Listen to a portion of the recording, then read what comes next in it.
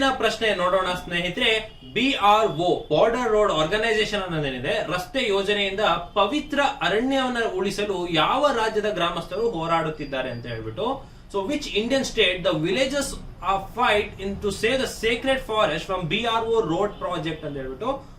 ಇದಕ್ಕೆ ಆಪ್ಷನ್ಸ್ ನೋಡೋಣ. ಮಣಿಪುರ, ಅಸ್ಸಾಂ, ತ್ರಿಪುರ, ಅರುಣಾಚಲ್ ಪ್ರದೇಶ್. ನಿಮಗೆ ಉತ್ತರ ತಿಳಿದಿದ್ದಲ್ಲಿ ನೀವು ಕಮೆಂಟ್ ಸೆಕ್ಷನ್ ಅಲ್ಲಿ ತಿಳಿಸಬಹುದು.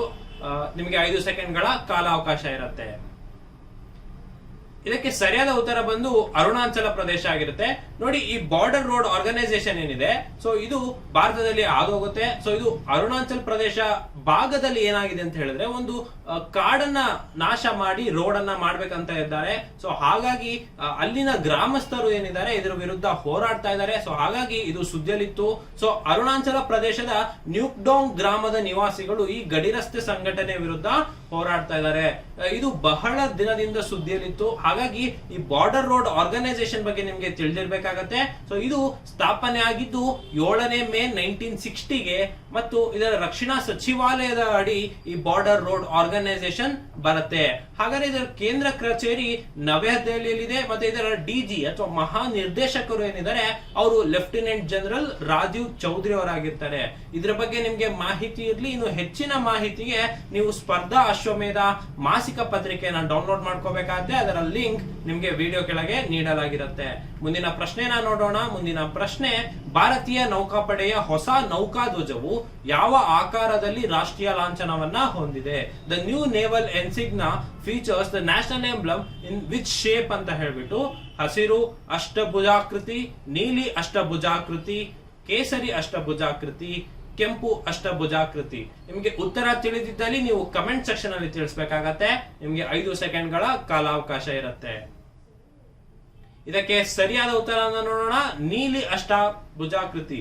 ನೋಡಿ, ಹೇಗೆ ಈಗ ರಾಜ್ಪಥ್ ನ ಕರ್ತವ್ಯ ಪಥ್ ಮಾಡಿದ್ರು, ಅದೇ ರೀತಿ ಈ ಡಿಕೊಲನೈಸ್ ಸಿಸ್ಟಮ್ ನ ಏನ್ ತರ್ತಾ ಇದ್ದಾರೆ, ಸೊ ಹಾಗೇನೆ ನಮ್ಮ ಇಂಡಿಯನ್ ನೇವಿ ಫ್ಲಾಗ್ ಅಲ್ಲಿ ಕೊಲನೈಸ್ ಆಗಿರುವಂತ ಒಂದು ಲಕ್ಷಣ ಕಾಣ್ತಾ ಇತ್ತು. ಸೊ ಹಾಗಾಗಿ ಈಗ ಹೊಸ ನೇವಲ್ ಫ್ಲಾಗ್ ಅನ್ನ ತಂದಿದ್ದಾರೆ. ಸೊ ಅದರಲ್ಲಿ ನೀಲಿ ಅಷ್ಟಭುಜಾಕೃತಿಯನ್ನ ಹೊಂದಿದೆ. ಇದು ಕೊಚ್ಚಿನ್ ಶಿಪ್ ಯಾರ್ಡ್ ಲಿಮಿಟೆಡ್ ನಲ್ಲಿ ಈ ಹೊಸ ನೌಕಾ ಧ್ವಜವನ್ನ ಪ್ರಧಾನಿ ನರೇಂದ್ರ ಮೋದಿ ಅವರು ಇತ್ತೀಚೆಗೆ ಅನಾವರಣಗೊಳಿಸಿದ್ರು. ಸೊ ಇದ್ರ ಬಗ್ಗೆ ನಿಮ್ಗೆ ತಿಳಿದಿರ್ಲಿ ಅಂತ ಹೇಳ್ತಾ, ಇನ್ನು ಭಾರತೀಯ ನೌಕಾಪಡೆ ಬಗ್ಗೆ ಹೇಳೋದಾದ್ರೆ, ಇದು 1950 26 ಜಾನ್ವರಿ ಎಂದು ಇದು ಸ್ಥಾಪನೆ ಆಗಿತ್ತು. ನೌಕಾಪಡೆಯ ದಿನ ಅಂತ ಹೇಳ್ಬಿಟ್ಟು ಡಿಸೆಂಬರ್ 4ನೇ ತಾರೀಕಂದು ನಾವು ಆಚರಿಸ್ತೇವೆ ಪ್ರತಿ ವರ್ಷ. ಇದರ ಪ್ರಸ್ತುತ ಅಡ್ಮಿರಲ್ ಆರ್ ಹರಿಕುಮಾರ್ ಅವರಾಗಿದ್ದಾರೆ. ಸೊ ಇದ್ರ ಬಗ್ಗೆ ತಿಳಿದಿರ್ಲಿ ಅಂತ ಹೇಳ್ತಾ ಮುಂದಿನ ಪ್ರಶ್ನೆಯನ್ನ ನೋಡೋಣ. ಯಾವ ಸಂಸ್ಥೆಯು ತೇಜಸ್ ಮಾರ್ಕ್ 2 ಫೈಟರ್ ಜೆಟ್ ಗಳನ್ನ ತಯಾರಿಸುವುದು? Which organisation manufactures Tejas mark 2 fighter jets ಅಂತ ಹೇಳ್ಬಿಟ್ಟು. ಇದರ ಆಪ್ಷನ್ಸ್ ನೋಡೋಣ. DRDO, BFL, HAL, BDL. ನೋಡಿ, ಈ ಡಿಫೆನ್ಸ್ ರಿಲೇಟೆಡ್ ಅಂತ ಪ್ರಶ್ನೆಗಳಲ್ಲಿ ನಿಮಗೆ ಯಾವ ಮಿಸೈಲ್ ಎಲ್ಲಿ ಪರೀಕ್ಷೆಯನ್ನ ಮಾಡಿತ್ತು? ಸೊ ಒಡಿಶಾದಲ್ಲಿ ಇಂಟಿಗ್ರೇಟೆಡ್ ಟೆಸ್ಟಿಂಗ್ ರೇಂಜ್ ಇದೆ, ಅಬ್ದುಲ್ ಕಲಾಂ ಐಲ್ಯಾಂಡ್ ಇದೆ. ಸೊ ಇಲ್ಲಿ ಟೆಸ್ಟ್ ನ ಮಾಡಲಾಗುತ್ತೆ. ಅಥವಾ ಯಾವ ದೇಶದಿಂದ ಅದನ್ನ ಆಮದು ಮಾಡ್ಕೊಳ್ಳಲಾಯಿತು, ಅಥವಾ ಯಾವ ಸಂಸ್ಥೆ ಇದನ್ನ ಅಭಿವೃದ್ಧಿ ಮಾಡ್ತು? ಈ ರೀತಿಯಾದಂತಹ ಪ್ರಶ್ನೆಗಳು ನಿಮಗೆ ಡಿಫೆನ್ಸ್ ರಿಲೇಟೆಡ್ ಆದಂತ ಪ್ರಶ್ನೆಗಳು ಬರುತ್ತೆ. ಸೊ ಇದರ ಆನ್ಸರ್ ನ ನೋಡೋಣ. ಇದಕ್ಕೆ ಸರಿಯಾದ ಉತ್ತರ HAL ಆಗಿರುತ್ತೆ. ಸೊ HAL ನಿಮಗೆ ಗೊತ್ತು, ಬೆಂಗಳೂರಿನಲ್ಲಿದೆ. ಸೊ ಇದು ತೇಜಸ್ ಮಾರ್ಕ್ 2 ಯೋಜನೆ ಅಡಿಯಲ್ಲಿ ಸೊ ಹೊಸ ವಿನ್ಯಾಸಕ್ಕೆ 6,500 ಕೋಟಿ ರೂಪಾಯಿಯನ್ನ ಇದಕ್ಕೆ ಮಂಜೂರು ಮಾಡಲಾಗಿದೆ. ಸೊ ಇದನ್ನ ಬೆಂಗಳೂರಿನಲ್ಲಿ ಇರುವಂತಹ ಹಿಂದೂಸ್ತಾನ್ ಏರೋನಾಟಿಕ್ಸ್ ಲಿಮಿಟೆಡ್ ಏನಿದೆ, ಸೊ ಇದು ತೇಜಸ್ 2 ಅದನ್ನ ತಯಾರಿ ಮಾಡಲಿದೆ. ಸೊ ಇದೊಂದು ಶಕ್ತಿಶಾಲಿ ಇಂಜಿನ್ ಅನ್ನ ಹೊಂದಿರುತ್ತೆ. ಮತ್ತೆ ಇದನ್ನ ಸ್ಥಳೀಯವಾಗಿ ಮೇಕ್ ಇನ್ ಇಂಡಿಯಾ ಸಲುವಾಗಿ ಸ್ಥಳೀಯವಾಗಿ ಇದನ್ನ ಅಭಿವೃದ್ಧಿ ಪಡಿಸಲಾಗ್ತಾ ಇದೆ. ಸೊ ಇದ್ರ ಬಗ್ಗೆ ತಿಳಿದಿರ್ಲಿ. ಇನ್ನು HAL ಬಗ್ಗೆ ನಿಮ್ಗೆ ತಿಳಿಯೋದಾದ್ರೆ 23 ಡಿಸೆಂಬರ್ 1940ಕ್ಕೆ ಇದು ಸ್ಥಾಪನೆ ಆಗಿತ್ತು. ಇದರ ಕೇಂದ್ರ ಕಚೇರಿ ನಮ್ಮ ಬೆಂಗಳೂರಿನಲ್ಲಿದೆ. ಇನ್ನು ಹೆಚ್ಚಿನ ಮಾಹಿತಿಗೆ ನೀವು ಸ್ಪರ್ಧಾ ಅಶ್ವಮೇಧ ಮಾಸ ಪತ್ರಿಕೆಯನ್ನ ಡೌನ್ಲೋಡ್ ಮಾಡ್ಕೋಬೇಕಾಗತ್ತೆ. ಸೊ ಅದು ನಿಮ್ಗೆ ಲಿಂಕ್ ಅಲ್ಲಿ ನೀಡಲಾಗಿರುತ್ತೆ. ಮುಂದಿನ ಪ್ರಶ್ನೆಯನ್ನ ನೋಡೋಣ. ಮುಂದಿನ ಪ್ರಶ್ನೆ,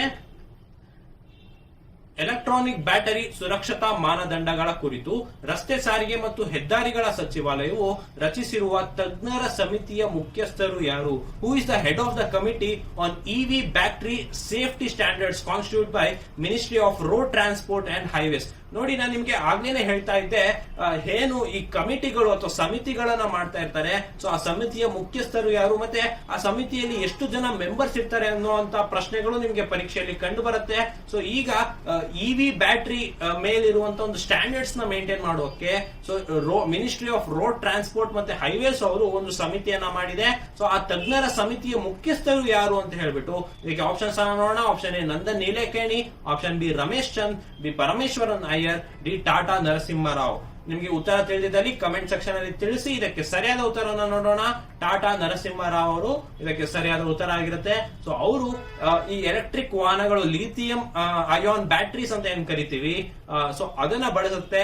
ಸೊ ಅದರ ಸೇಫ್ಟಿ ಸ್ಟ್ಯಾಂಡರ್ಡ್ಸ್ ಯಾಕಂತ ಹೇಳಿದ್ರೆ ನಿಮಗೆ ಗೊತ್ತಿರುವ ಕಳೆದ ಒಂದು ಸುದ್ದಿಗಳಲ್ಲಿ ನಮ್ಮ ಬ್ಯಾಟರಿ ಇವಿ ಬೇಸ್ಡ್ ವೆಹಿಕಲ್ಸ್ ಗೆ ಬೆಂಕಿ ಹತ್ತುವ ಒಂದು ಪ್ರಕರಣಗಳು ಕಂಡು ಬಂದಿತ್ತು. ಸೊ ಹಾಗಾಗಿ ಅದರ ಒಂದು ಸೇಫ್ಟಿ ಸ್ಟ್ಯಾಂಡರ್ಡ್ಸ್ ನ ಮಾಡಬೇಕು ಅಂತ ಹೇಳ್ಬಿಟ್ಟು ಒಂದು ತಜ್ಞರ ಸಮಿತಿ ನಮ್ಮ ಮಿನಿಸ್ಟ್ರಿ ಆಫ್ ರೋಡ್ ಟ್ರಾನ್ಸ್ಪೋರ್ಟ್ ಮತ್ತೆ ಹೈವೇಸ್ ಮಾಡಿದೆ. ಸೊ ಆ ತಜ್ಞರ ಸಮಿತಿಯ ಮುಖ್ಯಸ್ಥರಾಗಿ ಟಾಟಾ ನರಸಿಂಹರಾವ್ ಅವರು ನೇಮಕ ಆಗಿದ್ದಾರೆ.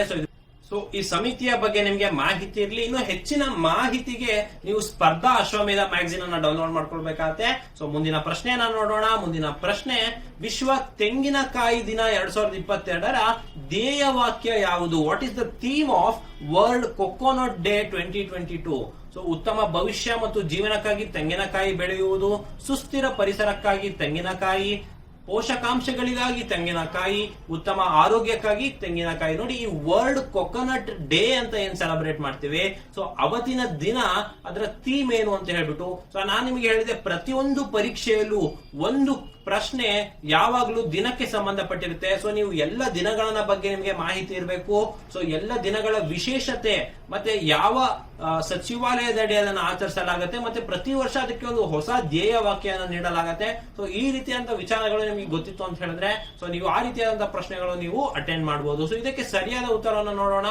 ಸರಿಯಾದ ಉತ್ತರ ಭವಿಷ್ಯ ಮತ್ತು ಜೀವನಕ್ಕಾಗಿ ತೆಂಗಿನಕಾಯಿ ಬೆಳೆಯುವುದು ಅಂತ ಹೇಳ್ಬಿಟ್ಟು ಈ ವರ್ಷದ ಥೀಮ್ ಆಗಿದೆ. ಇನ್ನು ಸೆಪ್ಟೆಂಬರ್ 2ನೇ ತಾರೀಕು ನಾವು ವಿಶ್ವದಾದ್ಯಂತ ವಿಶ್ವ ತೆಂಗಿನಕಾಯಿ ದಿನವನ್ನು ಆಚರಿಸಲಾಗುತ್ತೆ. ಸೊ ಈ ವರ್ಷದ ಒಂದು ಥೀಮ್ ಏನಾಗಿತ್ತು ಅಂತ ಹೇಳಿದ್ರೆ ಉತ್ತಮ ಭವಿಷ್ಯ ಮತ್ತು ಜೀವನಕ್ಕಾಗಿ ತೆಂಗಿನಕಾಯಿಯನ್ನ ಬೆಳೆಯುವುದು.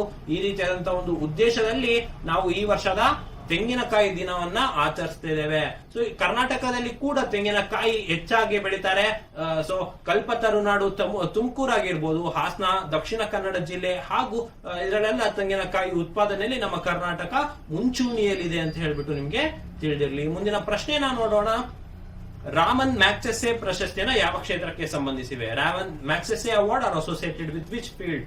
ಪತ್ರಿಕೋದ್ಯಮ, ಸಮಾಜ ಸೇವೆ, ಕ್ರೀಡೆ, ಸಂಗೀತ. ನೋಡಿ, ಅವಾರ್ಡ್ಸ್ ಸೆಕ್ಷನ್ ಅಲ್ಲಿ ನಿಮಗೆ ಹೇಳ್ತಾ ಇದ್ದೆ, ಸೊ ನಮ್ಮ ಡೊಮೆಸ್ಟಿಕ್ ಅಥವಾ ನಮ್ಮ ರಾಜ್ಯ ಸರ್ಕಾರ ನೀಡುವಂತ ಪ್ರಶಸ್ತಿ ಆಗಿರ್ಬೋದು, ಕೇಂದ್ರ ಸರ್ಕಾರ ನೀಡುವಂತ ಪ್ರಶಸ್ತಿಗಳಾಗಿರ್ಬೋದು, ಅಥವಾ ಇಂಟರ್ನ್ಯಾಷನಲ್ ಅವಾರ್ಡ್ಸ್ ಅಂತ ಏನ್ ಕರಿತೀವಿ, ಸೊ ಇದನ್ನ ಪ್ರತಿ ವರ್ಷ ನೀಡಲಾಗುತ್ತೆ. ಸೊ ಇದು ಯಾವ ಯಾವ ಅವಾರ್ಡ್ ಯಾವ ಯಾವ ಕ್ಷೇತ್ರದಲ್ಲಿ ನೀಡಲಾಗುತ್ತೆ, ಮತ್ತೆ ಯಾವ ಸಂಸ್ಥೆ ನೀಡುತ್ತದೆ, ಮತ್ತೆ ಈ ಪ್ರಸ್ತುತ 2022ರ ವಿನ್ನರ್ಸ್ ಯಾರು ಅಂತ ಹೇಳ್ಬಿಟ್ಟು ಈ ರೀತಿಯಾದಂತಹ ವಿಚಾರಗಳು ನಿಮಗೆ ತಿಳಿದಿರಬೇಕು. ಸೊ ಆಗ ಈ ಅವಾರ್ಡ್ ಸೆಕ್ಷನ್ ಅಲ್ಲಿ ನಿಮಗೆ ಪ್ರಶ್ನೆ ಬಂತು ಅಂತ ಹೇಳಿದ್ರೆ ನೀವು ಸುಲಭವಾಗಿ ಮಾಡಬಹುದು. ಈ ರಾಮನ್ ಮ್ಯಾಗ್ಸೆಸೆ ಅವಾರ್ಡ್ ತುಂಬಾ ಪಾಪ್ಯುಲರ್ ಅವಾರ್ಡ್. ಸೊ ಇದನ್ನ ನಾವು ಸಮಾಜ ಸೇವೆ ಕ್ಷೇತ್ರದಲ್ಲಿ ಈ ಅವಾರ್ಡ್ ಅನ್ನ ಕೊಡ್ತಾರೆ. ಸೊ ಹಲವಾರು ಭಾರತೀಯರು ಕೂಡ ಇದನ್ನ ಗೆದ್ದಿದ್ದಾರೆ. ಸೊ ಈ ರಾಮನ್ ಮ್ಯಾಗ್ಸೆಸೆನ ನೋಬೆಲ್ ಪ್ರಶಸ್ತಿಗೆ ಹೋಲಿಸ್ತಾರೆ. ಇದು ದಿವಂಗತ Philippine ಅಧ್ಯಕ್ಷರನ್ನ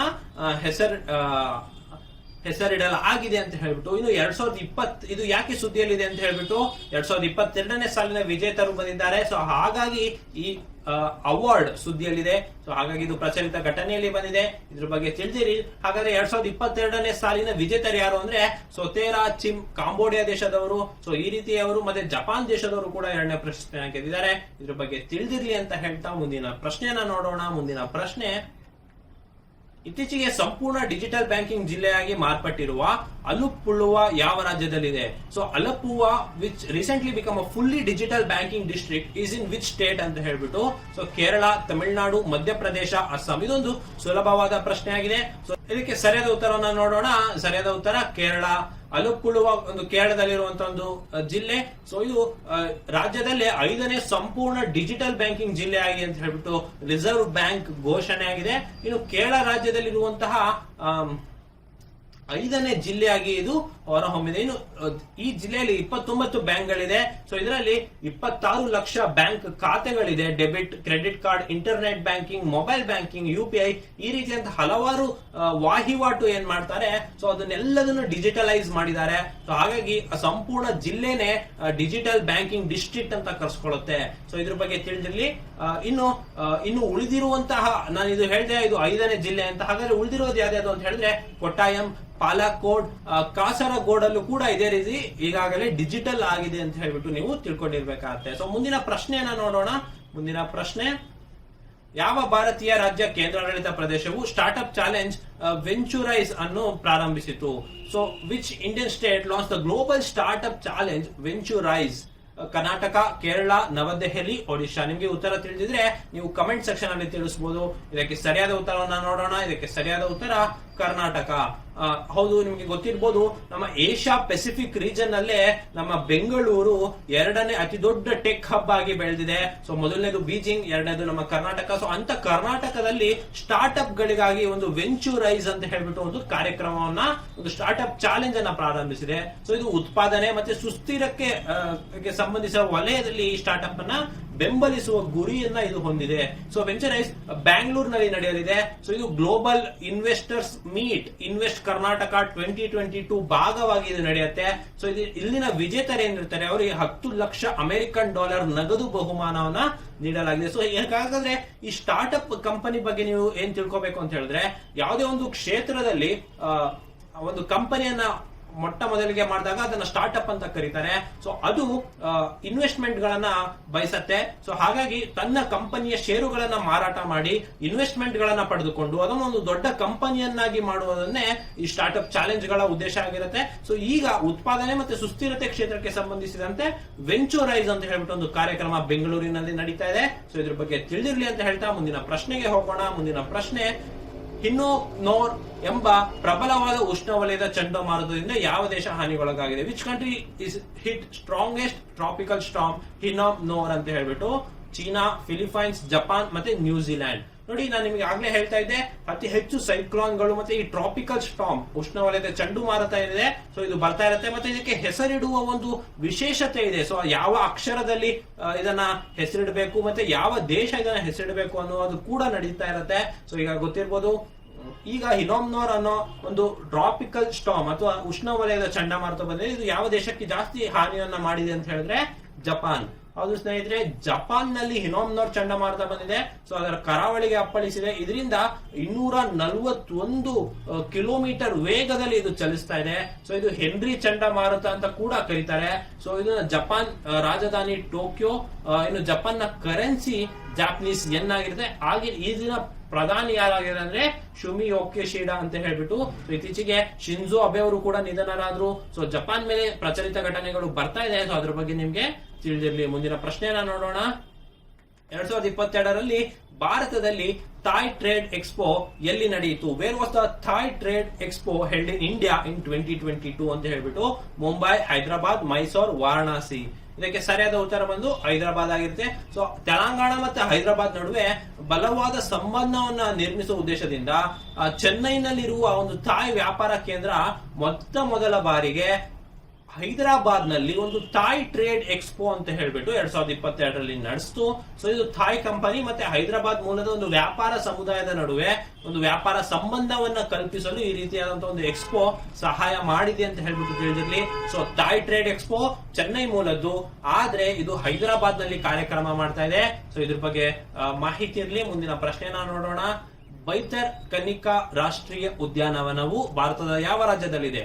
ಬೈತರ್ಕನಿಕಾ national park which was seen recently in news is located in which state ಅಂತ ಹೇಳ್ಬಿಟ್ಟು? ಅಸ್ಸಾಂ, ಒಡಿಶಾ, ತ್ರಿಪುರಾ, ಅರುಣಾಚಲ್ ಪ್ರದೇಶ್. ಇದಕ್ಕೆ ಸರಿಯಾದ ಉತ್ತರ ಬಂದು ಒಡಿಶಾ ಆಗಿರುತ್ತೆ. ನೋಡಿ, ಈ ನ್ಯಾಷನಲ್ ಪಾರ್ಕ್ ಅಥವಾ ವೈಲ್ಡ್ ಲೈಫ್ ಸ್ಯಾಂಕ್ಚುರೀಸ್ ಏನಿದೆ, ಇದು ಒಂದು ಸ್ಟ್ಯಾಟಿಕ್ ಜಿಕೆ ಪಾರ್ಟಿಗೆ ಬರುತ್ತೆ. ಸೊ ಯಾವ ನ್ಯಾಷನಲ್ ಪಾರ್ಕ್ ಕರ್ನಾಟಕದಲ್ಲಿ ಎಷ್ಟಿದೆ, ವೈಲ್ಡ್ ಲೈಫ್ ಸ್ಯಾಂಕ್ಚುರಿಗಳು ಎಷ್ಟಿದೆ, ಮತ್ತೆ ಈ ರೀತಿಯಾದಂತಹ ಪ್ರಶ್ನೆಗಳು ನಿಮಗೆ ಪರೀಕ್ಷೆಯಲ್ಲಿ ಕಂಡು ಬರ್ತಾ ಇದೆ. ಸೊ ಈ ಬೈತರ್ಕನಿಕಾ ರಾಷ್ಟ್ರೀಯ ಉದ್ಯಾನವನ ಏನಿದೆ, ಇದು ಒಡಿಶಾದಲ್ಲಿದೆ. ಅಲ್ಲಿನ ಕೇಂದ್ರಪಾರ ಜಿಲ್ಲೆಯಲ್ಲಿದೆ. ಇದೊಂದು ರಾಷ್ಟ್ರೀಯ ಉದ್ಯಾನವನ ಆಗಿದೆ. ಸೊ ಇಲ್ಲಿ ಮ್ಯಾಂಗ್ರೂವ್ ಕಾಡ್ ಇದೆ ಮತ್ತೆ ಇದು ಒಂದು ಡೆಲ್ಟಾ ಬರುತ್ತೆ. ಸೊ ಹಾಗಾಗಿ ಇದು ಒಂದು ಪ್ರಮುಖವಾದ ಒಂದು ಏನು ಜೌಗು ಪ್ರದೇಶ ಅಂತ ಹೇಳ್ಬೋದು. ಹಲವಾರು ವರ್ಗದ ಪ್ರಾಣಿಗಳು ಇಲ್ಲಿ ಇದಾವೆ. ಇನ್ನು IUCN international union for conservation of nature ಅಲ್ಲಿ ಈ ರಾಷ್ಟ್ರೀಯ ಉದ್ಯಾನವನ ಇತ್ತೀಚೆಗೆ ಸುದ್ದಿಯಲ್ಲಿತ್ತು. ಸೊ ಇದನ್ನ ಜೌಗು ತಾಣದ ಪಟ್ಟಿಗೆ ಸೇರಿಸಬೇಕು ಅಂತ ಹೇಳ್ಬಿಟ್ಟು ರಾಮ್ಸಾರ್ ತಾಣಗಳೇನಿದೆ, ಸೊ ಇಲ್ಲಿನ ಮೊಸಳೆಗಳು, ಉಪ್ಪು ನೀರಿನ ಮೊಸಳೆಗಳೇನಿದೆ, ಸೊ ಅದು ತುಂಬಾ ಪಾಪ್ಯುಲರ್ ಆಗಿದೆ. ಸೊ ನಿಮ್ಗೆ ಈ ನ್ಯಾಷನಲ್ ಪಾರ್ಕ್ ಮೇಲೆ ಪ್ರಶ್ನೆ ಬರ್ಬೋದು. ಸೊ ಬೈತರ್ಕನಿಕಾ ನ್ಯಾಷನಲ್ ಪಾರ್ಕ್ ಒಡಿಶಾದಲ್ಲಿದೆ. ಸೊ ಇದ್ರ ಬಗ್ಗೆ ಮಾಹಿತಿ ಇರಲಿ. ಮುಂದಿನ ಪ್ರಶ್ನೆನ ನೋಡೋಣ. ವಾಣಿ ವಿಲಾಸ ಸಾಗರ ಜಲಾಶಯವನ್ನು ಯಾವ ನದಿಗೆ ನಿರ್ಮಿಸಲಾಗಿದೆ? Vani Vilas Sagar dam was built across in which river ಅಂತ ಹೇಳ್ಬಿಟ್ಟು ಶರಾವತಿ, ವೇದಾವತಿ, ತುಂಗಾ, ಕಾಳಿ. ಇದಕ್ಕೆ ಉತ್ತರ ತಿಳಿದಿದ್ರೆ ನೀವು ಕಮೆಂಟ್ ಸೆಕ್ಷನ್ ಅಲ್ಲಿ ತಿಳಿಸಬಹುದು. ಇದಕ್ಕೆ ಸರಿಯಾದ ಉತ್ತರವನ್ನು ನೋಡೋಣ. ಇದಕ್ಕೆ ಸರಿಯಾದ ಉತ್ತರ ವೇದಾವತಿ. ವಾಣಿ ವಿಲಾಸ ಸಾಗರ ನಿಮಗೆ ಗೊತ್ತಿರ್ಬೋದು.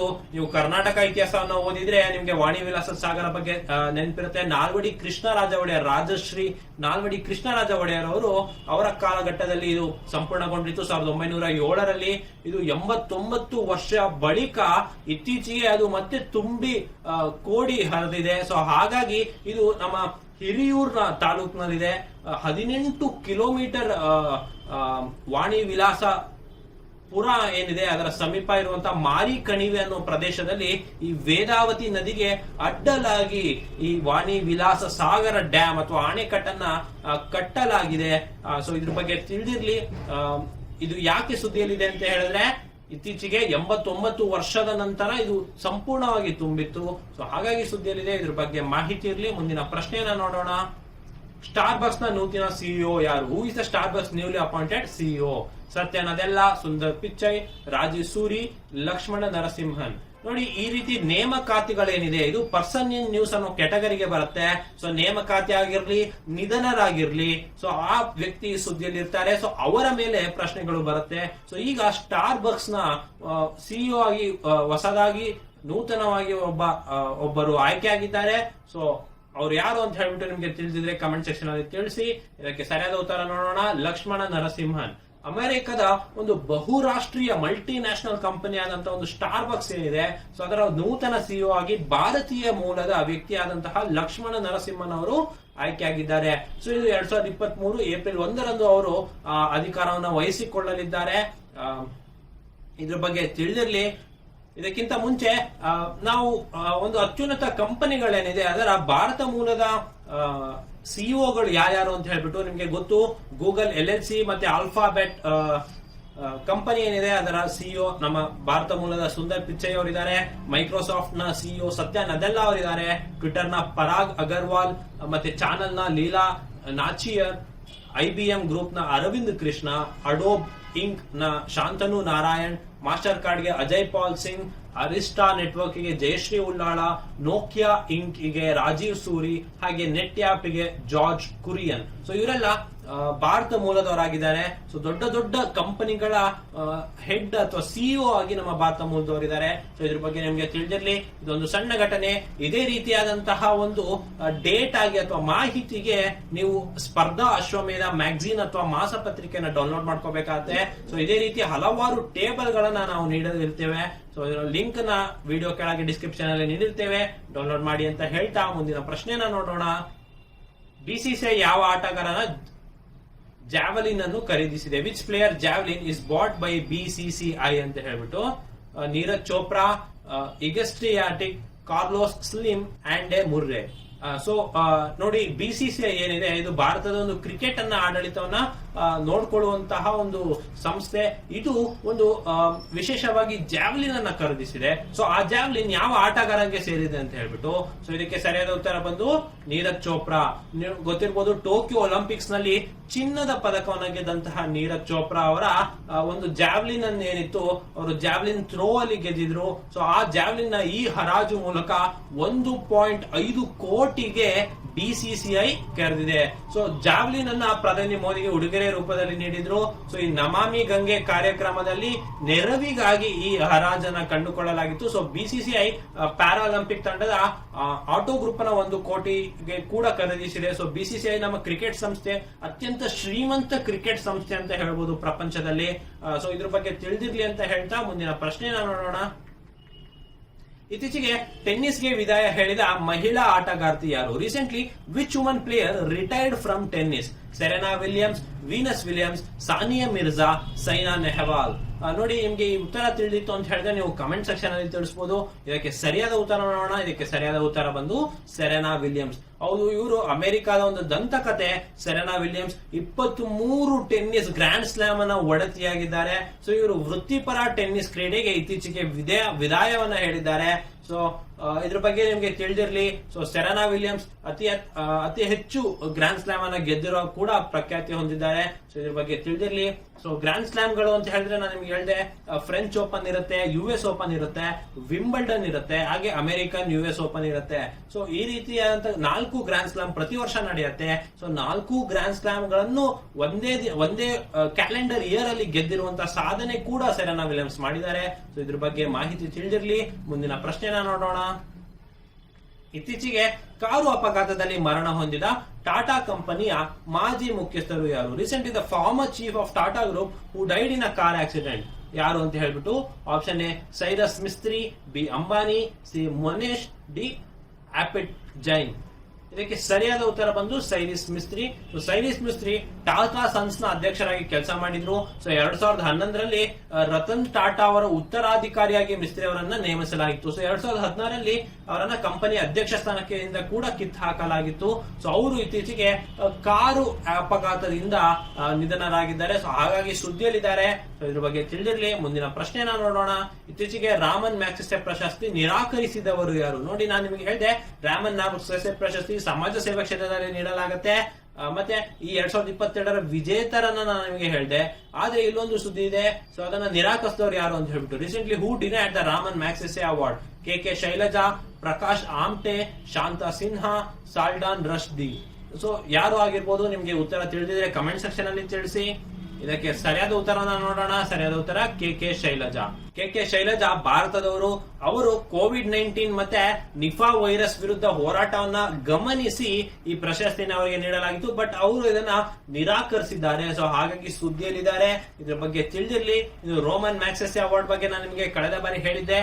ಮುಂದಿನ ಪ್ರಶ್ನೆಯನ್ನ ನೋಡೋಣ. ಮುಂದಿನ ಪ್ರಶ್ನೆ, PSLV ರಾಕೆಟ್ ನಿರ್ಮಾಣ ಗುತ್ತಿಗೆಯನ್ನು ಯಾವ ಸಂಸ್ಥೆಗೆ ನೀಡಲಾಗಿದೆ? Which company taken as PLSV rocket construction contract? Option A BHEL, B metro, C HAL and L&T, D ISRO. ಇದಕ್ಕೆ ಸರಿಯಾದ ಉತ್ತರ ಬಂದು HAL ಮತ್ತೆ ಲಾರೆನ್ಸ್ ಅಂಡ್ ಟರ್ಬೋ ಅಂತ ಹೇಳ್ಬಿಟ್ಟು ಏನ್ ಕರಿತೀವಿ. ಸೊ ಅವರು PSLV polar satellite launch vehicle ಅಂತ ಏನ್ ಕರಿತೀವಿ, ಈ ರಾಕೆಟ್ ನಿರ್ಮಾಣದ ಕಾಂಟ್ರಾಕ್ಟ್ ಅಥವಾ ಗುತ್ತಿಗೆಯನ್ನ ಪಡೆದುಕೊಂಡಿದೆ. ಸೊ ಇದ್ರ ಬಗ್ಗೆ ತಿಳಿದಿರ್ಲಿ. ಮುಂದಿನ ಪ್ರಶ್ನೆನ ನೋಡೋಣ. ಇತ್ತೀಚೆಗೆ ಮರಣ ಹೊಂದಿದ ಕರ್ನಾಟಕದ ಟೆನ್ನಿಸ್ ಆಟಗಾರ್ತಿ ಯಾರು? Recently which woman tennis player died? Usha Sundar Raj, ಕಾಕಾ ಗೋವಪ್ಪ, ಸೈನಾ ನೆಹವಾಲ್, ಮರೆಡನಾ. ಸೊ ಇದ್ರ ಬಗ್ಗೆ ನಿಮಗೆ ತಿಳಿದಿರಲಿ. ಕರ್ನಾಟಕದ ಟೆನ್ನಿಸ್ ಆಟಗಾರ್ತಿ ನಿಮಗೆ ತುಂಬಾ ಕಡಿಮೆ ಜನರಿಗೆ ಇದ್ರ ಬಗ್ಗೆ ಮಾಹಿತಿ ಇರುತ್ತೆ. ಸೊ ಉಷಾ ಸುಂದರ್ರಾಜ್ ಅವರು ಮಹಿಳಾ ವಿಭಾಗದಲ್ಲಿ ರಾಷ್ಟ್ರೀಯ ಚಾಂಪಿಯನ್ ಆಗಿದ್ರು. ಇವರು ಕರ್ನಾಟಕದ ಮೊದಲ ಆಟಗಾರ್ತಿ. 5 ಬಾರಿ ರಾಷ್ಟ್ರೀಯ ಚಾಂಪಿಯನ್ ಅನ್ನ ಗೆದ್ದಿರುವಂತದ್ದು ಅವರು. ಸೊ ಇವರಿಗೆ 1966 ಅಲ್ಲಿ ಅರ್ಜುನ ಅವಾರ್ಡ್ ಕೂಡ ನೀಡಲಾಗಿತ್ತು. 68 ಅಲ್ಲಿ ಕೊನೆಯ ಬಾರಿ ರಾಷ್ಟ್ರೀಯ ಚಾಂಪಿಯನ್ಶಿಪ್ ನ ಆಡಿದ್ರು. ಇವರು 80ನೇ ವಯಸ್ಸಿನಲ್ಲಿ ಮರಣ ಹೊಂದಿದ್ದಾರೆ. ಸೊ ಇವರು ಕರ್ನಾಟಕದ ಟೆನ್ನಿಸ್ ಆಟಗಾರ್ತಿ ಉಷಾ ಸುಂದರ್ರಾಜ್ ಅವರು ಇತ್ತೀಚೆಗೆ ನಿಧನರಾಗಿದ್ದಾರೆ. ಹಾಗಾಗಿ ಸುದ್ದಿಯಲ್ಲಿದ್ದಾರೆ. ಇವ್ರ ಬಗ್ಗೆ ತಿಳಿದಿರ್ಲಿ ಅಂತ ಹೇಳ್ತಾ ಮುಂದಿನ ಪ್ರಶ್ನೆನ ನೋಡೋಣ. ಸೆಂಟ್ರಲ್ ವಿಸ್ಟಾ ಅನಾವರಣ ಮಾಡಿದವರು ಯಾರು? Who inaugurated Central Vista? Sheikh Hasina, Basavaraj Bommai, Narendra Modi, Sunil Kumar. ನೋಡಿ, ಸೆಂಟ್ರಲ್ ವಿಸ್ತಾ ಅಂತ ಏನ್ ನಡೀತಾ ಇದೆ ನಿಮಗೆ ಗೊತ್ತು. ರಾಜ್ಪಥ್ ನ ಕರ್ತವ್ಯ ಪಥ್ ಮಾಡಿದ್ರು. ಅದೇ ರೀತಿ ನಮ್ಮ ಸಂಸತ್ ಭವನ ಏನಿದೆ ಅದನ್ನ ಸೆಂಟ್ರಲ್ ವಿಸ್ತಾ ಆಗಿ ಒಂದು ಇದ್ ಮಾಡ್ತಾ ಇದ್ದಾರೆ.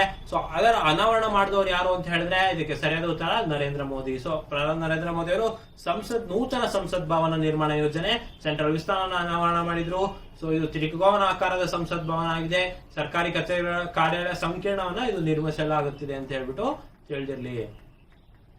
ಮುಂದಿನ ಪ್ರಶ್ನೆನ ನೋಡೋಣ. ಉಮೇಶ್ ಕತ್ತಿ ಅವರ ವಿಧಾನಸಭಾ ಕ್ಷೇತ್ರ ಯಾವುದು? Which is the constitutions of late Umesh Katti? So ಇವರು ಇತ್ತೀಚೆಗೆ ನಿಧನರಾಗಿದ್ರು. ಸೊ ಹಾಗಾಗಿ ಅವರ ವಿಧಾನಸಭಾ ಕ್ಷೇತ್ರ ಯಾವುದು ಅಂತ ಹೇಳ್ಬಿಟ್ಟು ಕೇಳ್ತಾ ಇದ್ದಾರೆ. ಹುಕ್ಕೇರಿ, ಧಾರವಾಡ, ಬೈಲು ಹೊಂಗಲ, ಕೊಳ್ಳೇಗಾಲ. ಸೊ ಈ ರೀತಿ ವ್ಯಕ್ತಿ ಸುದ್ದಿಯಲ್ಲಿದ್ದಾರೆ. ಸೊ ಯಾಕಂದ್ರೆ ನಿಧನರಾಗಿದ್ರು. ಸೊ ಅವರ ರಿಲೇಟೆಡ್ ಪ್ರಶ್ನೆಗಳು ಬರ್ತಾ ಇದೆ ಪರೀಕ್ಷೆಯಲ್ಲಿ. ಇದ್ರ ಬಗ್ಗೆ ನೋಡೋಣ. ಸರಿಯಾದ ಉತ್ತರ ಹುಕ್ಕೇರಿ. ಸೊ ರಾಜ್ಯದ ಅರಣ್ಯ, ಆಹಾರ ಮತ್ತೆ ನಾಗರಿಕ ಪೂರೈಕೆ ಸಚಿವರಾಗಿದ್ದಂತ ಉಮೇಶ್ ಕತ್ತಿ ಅವರು ಹೃದಯಾಘಾತದಿಂದ ಇತ್ತೀಚೆಗೆ ಮರಣ ಹೊಂದಿದ್ರು. ಸೊ ಇವರು 6 ಬಾರಿ ಶಾಸಕರಾಗಿದ್ರು. ಸೊ ಮೂಲತಃ ಇವರು ಜನತಾ ಪರಿವಾರದಲ್ಲಿ ಕತ್ತಿಯಾಗಿದ್ರು. ನಂತರ ಬಿಜೆಪಿಯನ್ನ ಸೇರಿದ್ರು. ಸೊ ಇವರು ಹುಕ್ಕೇರಿಯ ವಿಧಾನಸಭಾ ಕ್ಷೇತ್ರದಲ್ಲಿ ಶಾಸಕರಾಗಿದ್ರು ಅಂತ ಹೇಳ್ಬಿಟ್ಟು ತಿಳಿದಿರ್ಲಿ. ಇನ್ನು ಮುಂದಿನ ಪ್ರಶ್ನೆಯನ್ನ ನೋಡೋಣ. ಯಾವ ದೇಶಕ್ಕೆ ಅಮೆರಿಕ ಇತ್ತೀಚೆಗೆ ಆರ್ಥಿಕ ರಕ್ಷಣಾ ಸಹಾಯ ನೀಡಿದೆ? Does which country did America help in the recent times ಅಂತ ಹೇಳ್ಬಿಟ್ಟು ರಷ್ಯಾ, ಜಪಾನ್, ಉಕ್ರೇನ್, ಚೀನಾ. ಇದಕ್ಕೆ ಉತ್ತರ ತಿಳಿದಿರೆ ಕಮೆಂಟ್ ಸೆಕ್ಷನ್ ಅಲ್ಲಿ ತಿಳಿಸಿ. ಇದಕ್ಕೆ ಸರಿಯಾದ ಉತ್ತರ ನೋಡೋಣ, ಉಕ್ರೇನ್. ಇನ್ನು ರಷ್ಯಾ ಸೇನಾ ದಾಳಿಗೆ ಸಿಲುಕಿರೋ ಉಕ್ರೇನ್ ತನ್ನ ಸಂಭಾವನೀಯ ದಾಳಿ ಆತಂಕದಲ್ಲಿದೆ. ಸೊ ಈಗ ಯುರೋಪಿಯನ್ ಯೂನಿಯನ್ ನ ಸಪೋರ್ಟಿಗೆ ನಿಂತಿರುವಂತಹ ಅಮೆರಿಕ 22,000 ಕೋಟಿ ಅಂದ್ರೆ $28 ಬಿಲಿಯನ್ ಅದಕ್ಕೆ ರಕ್ಷಣಾ ಸಹಾಯವನ್ನ ಮಾಡಿದೆ.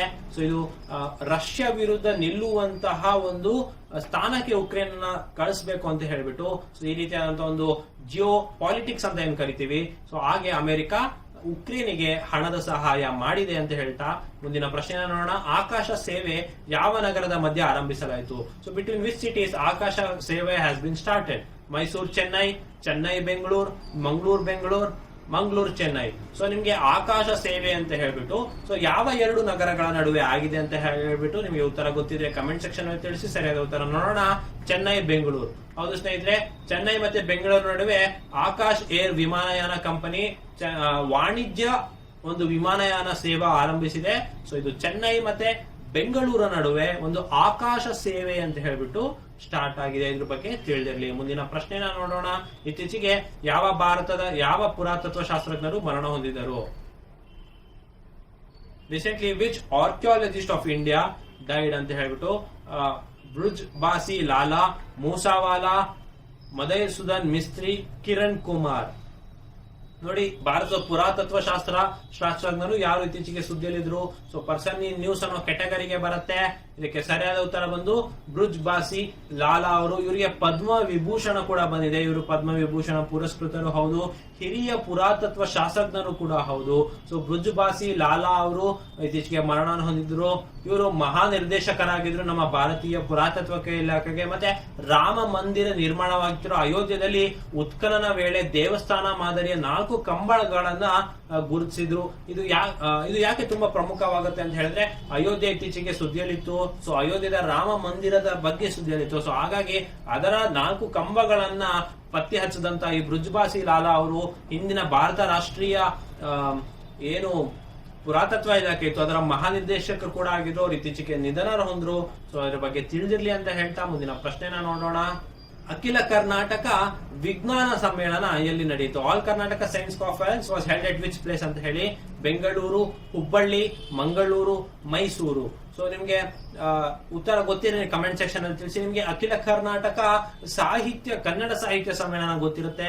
ಸೊ ಅದೇ ರೀತಿ ವಿಜ್ಞಾನ ಸಮ್ಮೇಳನ ಎಲ್ಲಿ ನಡೀತು ಅಂತ ಹೇಳ್ಬಿಟ್ಟು ನಿಮಗೆ ಗೊತ್ತಿರ್ಲಿ. ಇದಕ್ಕೆ ಸರಿಯಾದ ಉತ್ತರ ಬಂದು ಮೈಸೂರು. ಸೊ ಮೈಸೂರಿನಲ್ಲಿ 14ನೇ ಆವೃತ್ತಿಯ ಅಖಿಲ ಕರ್ನಾಟಕ ವಿಜ್ಞಾನ ಸಮ್ಮೇಳನ ಮೈಸೂರಿನಲ್ಲಿ ನಡೀತು.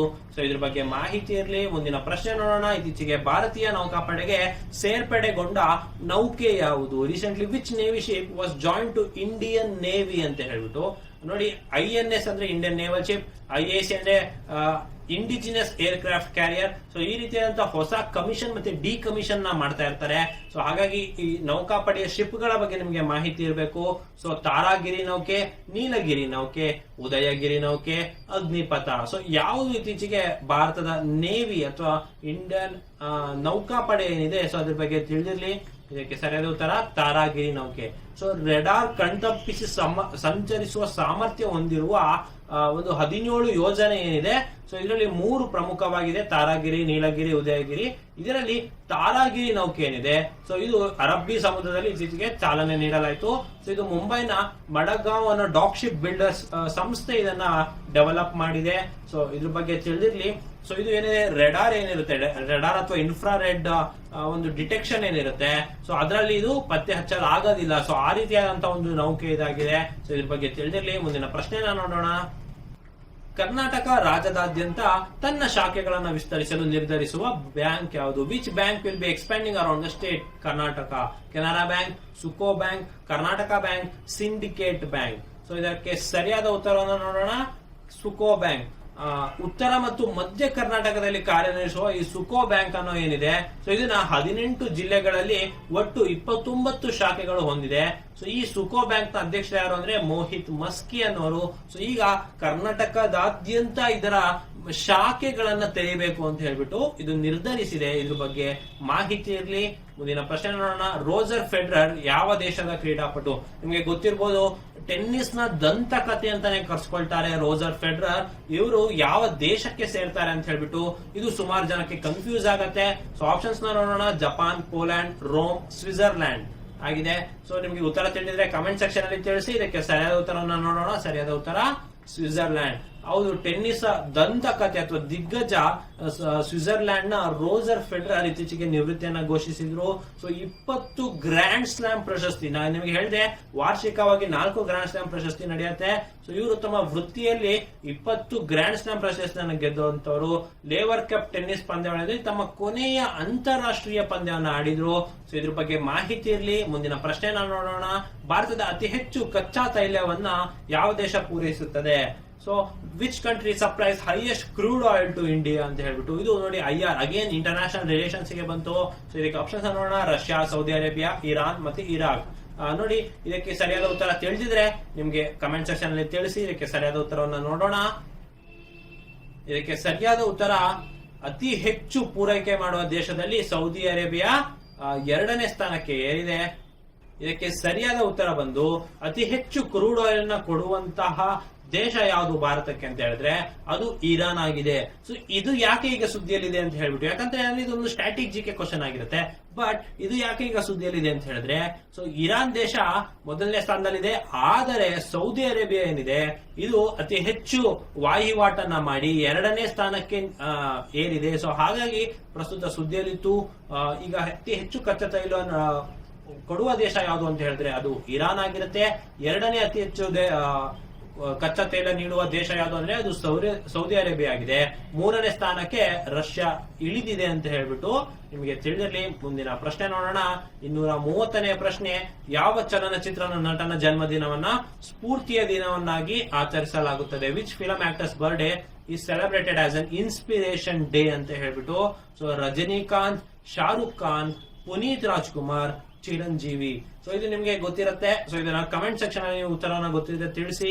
ಇದಕ್ಕೆ ಸರಿಯಾದ ಉತ್ತರವನ್ನ ನೋಡೋಣ. ಇದಕ್ಕೆ ಸರಿಯಾದ ಉತ್ತರ ಡಾಕ್ಟರ್ ಪುನೀತ್ ರಾಜ್ಕುಮಾರ್. ಸೊ ದಿವಂಗತ ನಟ ಪುನೀತ್ ರಾಜ್ಕುಮಾರ್ ಅವರೇನಿದ್ದಾರೆ ಅವರ ಜನ್ಮದಿನ ಮಾರ್ಚ್ 17ನೇ ತಾರೀಕು ಸ್ಫೂರ್ತಿಯ ದಿನವನ್ನಾಗಿ ಮಾಡಬೇಕು ಅಂತ ರಾಜ್ಯಾದ್ಯಂತ ಆಚರಿಸಬೇಕು ಅಂತ ಹೇಳಿ ಕರ್ನಾಟಕದ ಮುಖ್ಯಮಂತ್ರಿ ಶ್ರೀ ಬಸವರಾಜ ಬೊಮ್ಮಾಯಿ ಅವರು ಇತ್ತೀಚೆಗೆ ತಿಳಿಸಿದ್ದಾರೆ. ಮತ್ತೆ ನವೆಂಬರ್ 1ನೇ ತಾರೀಕು ನಮ್ಮ ಕನ್ನಡ ರಾಜ್ಯೋತ್ಸವ ದಿನ ಪುನೀತ್ ರಾಜ್ಕುಮಾರ್ ಅವರಿಗೆ ಕರ್ನಾಟಕ ರತ್ನ ಪ್ರಶಸ್ತಿಯನ್ನು ನೀಡಲಾಗುತ್ತೆ. ಸೊ ಇದ್ರ ಬಗ್ಗೆ ತಿಳಿದಿರಲಿ. ಮತ್ತೆ ಪುನೀತ್ ಅನ್ನೋ ಒಂದು ಸ್ಯಾಟಲೈಟ್ ಕೂಡ ಲಾಂಚ್ ಮಾಡ್ತಾ ಇದೆ. ಸೊ ಇದನ್ನ ಶ್ರೀಹರಿಕೋಟಾ ದಿಂದ ಲಾಂಚ್ ಮಾಡಲಾಗತ್ತೆ. ಬಟ್ ಇದನ್ನ ಕರ್ನಾಟಕ ರಾಜ್ಯ ಸರ್ಕಾರ ವತಿಯಿಂದ ಮಾಡಲಾಗ್ತಾ ಇದೆ. ಸೊ ಈ ಎಲ್ಲ ವಿಚಾರಗಳು ಪುನೀತ್ ರಾಜ್ಕುಮಾರ್ ಅವರ ಬಗ್ಗೆ ತಿಳಿದಿರಲಿ. ಮುಂದಿನ ಪ್ರಶ್ನೆನ ನೋಡೋಣ. ಭಾರತದ ಯಾವ ರಾಜ್ಯದಲ್ಲಿ ಉಚಿತ ರೇಬಿಸ್ ಲಸಿಕೆ ಅಭಿಯಾನ ಹಮ್ಮಿಕೊಳ್ಳಲಾಗಿದೆ? Free rabies vaccination campaign has been launch in which Indian state? Kerala, Goa, Karnataka, Tamil Nadu. ಇದಕ್ಕೆ ಸರಿಯಾದ ಉತ್ತರ ಬಂದು ಕರ್ನಾಟಕ.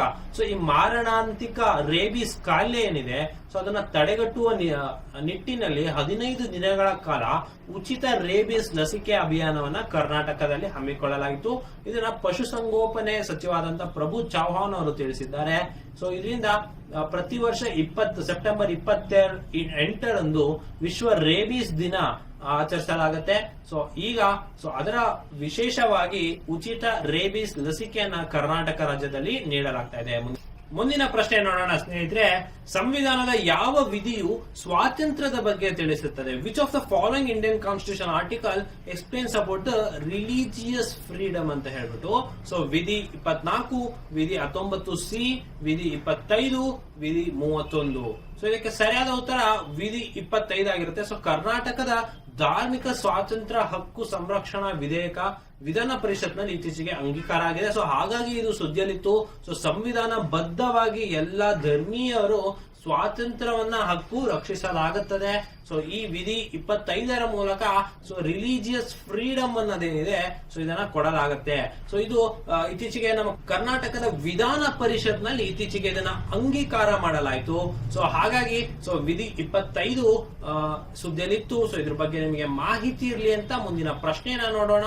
2022ರ ಶಾಂಘೈ ಸಹಕಾರ ಸಂಘಟನೆಯ ಶೃಂಗಸಭೆ ಎಲ್ಲಿ ನಡೆಯಿತು? So where will the 2022 Shanghai cooperation organisation SCO ಅಂತ ಏನ್ ಕರಿತೇವೆ ಸೊ ಅದರ ಸಮ್ಮಿಟ್ ವಿಲ್ ಬಿ ಹೆಲ್ಡ್ ಅಂತ ಹೇಳ್ಬಿಟ್ಟು so Kazakhstan, Kyrgyzstan, Tajikistan, Uzbekistan ಅಂತ ಹೇಳ್ಬಿಟ್ಟು. ಸೊ ಇದಕ್ಕೆ ನಿಮ್ಗೆ ಉತ್ತರ ತಿಳಿದಿದ್ದು ಅಂದ್ರೆ ನೀವು ಕಮೆಂಟ್ ಸೆಕ್ಷನ್ ಅಲ್ಲಿ ತಿಳಿಸಬಹುದು. ಇದಕ್ಕೆ ಸರಿಯಾದ ಉತ್ತರವನ್ನು ನೋಡೋಣ. ಸರಿಯಾದ ಉತ್ತರ ಬಂದು ಉಜ್ಬೇಕಿಸ್ತಾನ್ ಆಗಿರುತ್ತೆ. ಸೊ ನೀವು 2 ವರ್ಷಗಳ ನಂತರ ಶಾಂಘೈ ಕೋಆಪರೇಷನ್ ಸಂಘಟನೆ ಏನಿದೆ ಸೊ ಇದು ತನ್ನ 22ನೇ ಶೃಂಗಸಭೆ ಉಜ್ಬೇಕಿಸ್ತಾನ್ ನ ಸಮರ್ಕಂಡ್ ನಲ್ಲಿ ನಡೆಯುತ್ತದೆ. ಸೊ ಇದಕ್ಕೆ ಭಾರತದ ಪ್ರಧಾನಮಂತ್ರಿ ಆದಂತಹ ನರೇಂದ್ರ ಮೋದಿ ಅವರು ಇದಕ್ಕೆ ಭಾಗವಹಿಸ್ತಾರೆ. ಸೊ SCO ಇದೊಂದು ಚೀನಾ ಶಾಂಘೈ ನಲ್ಲಿ 2001 ಜೂನ್ ನಲ್ಲಿ SCO ನ ರಚಿಸಲಾಯಿತು. ಇದರ 6 ಸ್ಥಾಪಕ ಸದಸ್ಯರು ಫೌಂಡೇಶನ್ ಮೆಂಬರ್ಸ್ ಯಾರ್ಯಾರು ಅಂದ್ರೆ ಚೀನಾ, ಕಜಕಿಸ್ತಾನ್, ಕಿರ್ಗಿಸ್ತಾನ್, ರಷ್ಯಾ ಮತ್ತೆ ತಜಕಿಸ್ತಾನ್ ಮತ್ತೆ ಉಜ್ಬೇಕಿಸ್ತಾನ್. ಭಾರತ, ಪಾಕಿಸ್ತಾನ ಸೇರಿ ಒಂದು 8 ಕಾಯಂ ಸದಸ್ಯರನ್ನು ಇದು ಹೊಂದಿದೆ. ಸೊ ಭಾರತ ಮತ್ತೆ ಪಾಕಿಸ್ತಾನ 2017ರಲ್ಲಿ ಶಾಂಘೈ ಕೋಆಪರೇಷನ್ ಆರ್ಗನೈಸೇಷನ್ಗೆ ಸೇರ್ಕೊಂಡಿತ್ತು. ಸೊ ಇತ್ತೀಚೆಗೆ ಅಫ್ಘಾನಿಸ್ತಾನ್, ಬೆಲಾರಸ್ ಮತ್ತೆ ಮಂಗೋಲಿಯಾ ವೀಕ್ಷಕ ರಾಷ್ಟ್ರಗಳಾಗಿದೆ. ಸೊ ಇದ್ರ ಬಗ್ಗೆ ಮಾಹಿತಿ ಇರಲಿ. ಇದು ಯಾಕೆ ಸುದ್ದಿಯಲ್ಲಿದೆ ಅಂತ ಹೇಳಿದ್ರೆ 2 ವರ್ಷದ ನಂತರ ಉಜ್ಬೇಕಿಸ್ತಾನ್ ಅಲ್ಲಿ ತನ್ನ 22ನೇ ಶೃಂಗಸಭೆ ಇದು ಆಯೋಜಿಸ್ತಾ ಇದೆ. ಇದ್ರ ಬಗ್ಗೆ ಮಾಹಿತಿ ಇರಲಿ. ಮುಂದಿನ ಪ್ರಶ್ನೆ ನೋಡೋಣ. ಕಲ್ಯಾಣ ಕರ್ನಾಟಕ ಉತ್ಸವ ದಿನ ಯಾವಾಗ ಆಚರಿಸ್ತಾರೆ? ಕಲ್ಯಾಣ ಕರ್ನಾಟಕ ಉತ್ಸವ day celebrated on September 16, September 17, September 18, September 19. So ನಿಮಗೆ ಕಲ್ಯಾಣ ಕರ್ನಾಟಕ ಅಂತ ಏನಿದೀವಿ ಸೊ ನಿಮಗೆ ರಿಕ್ರೂಟ್ಮೆಂಟ್ ಯಾವುದೇ ಆಯ್ತು ಅಂತ ಹೇಳಿದ್ರು ಕಲ್ಯಾಣ ಕರ್ನಾಟಕ, ನಾನ್ ಕಲ್ಯಾಣ ಕರ್ನಾಟಕ ಅಂತ ಹೇಳ್ಬಿಟ್ಟು ನೇಮಕಾತಿ ನಡೆಯುತ್ತೆ. ಸೊ ಹಾಗಾದ್ರೆ ಈ ಕಲ್ಯಾಣ ಕರ್ನಾಟಕ ಅನ್ನೋದೇನಿದೆ ಸೊ ಅದರ ಉತ್ಸವ ಯಾವಾಗ ಸೆಲೆಬ್ರೇಟ್ ಮಾಡ್ತಾರೆ ಅಂತ ಹೇಳಿದ್ರೆ ಇದಕ್ಕೆ ಸರಿಯಾದ ಉತ್ತರ ಸೆಪ್ಟೆಂಬರ್ 17.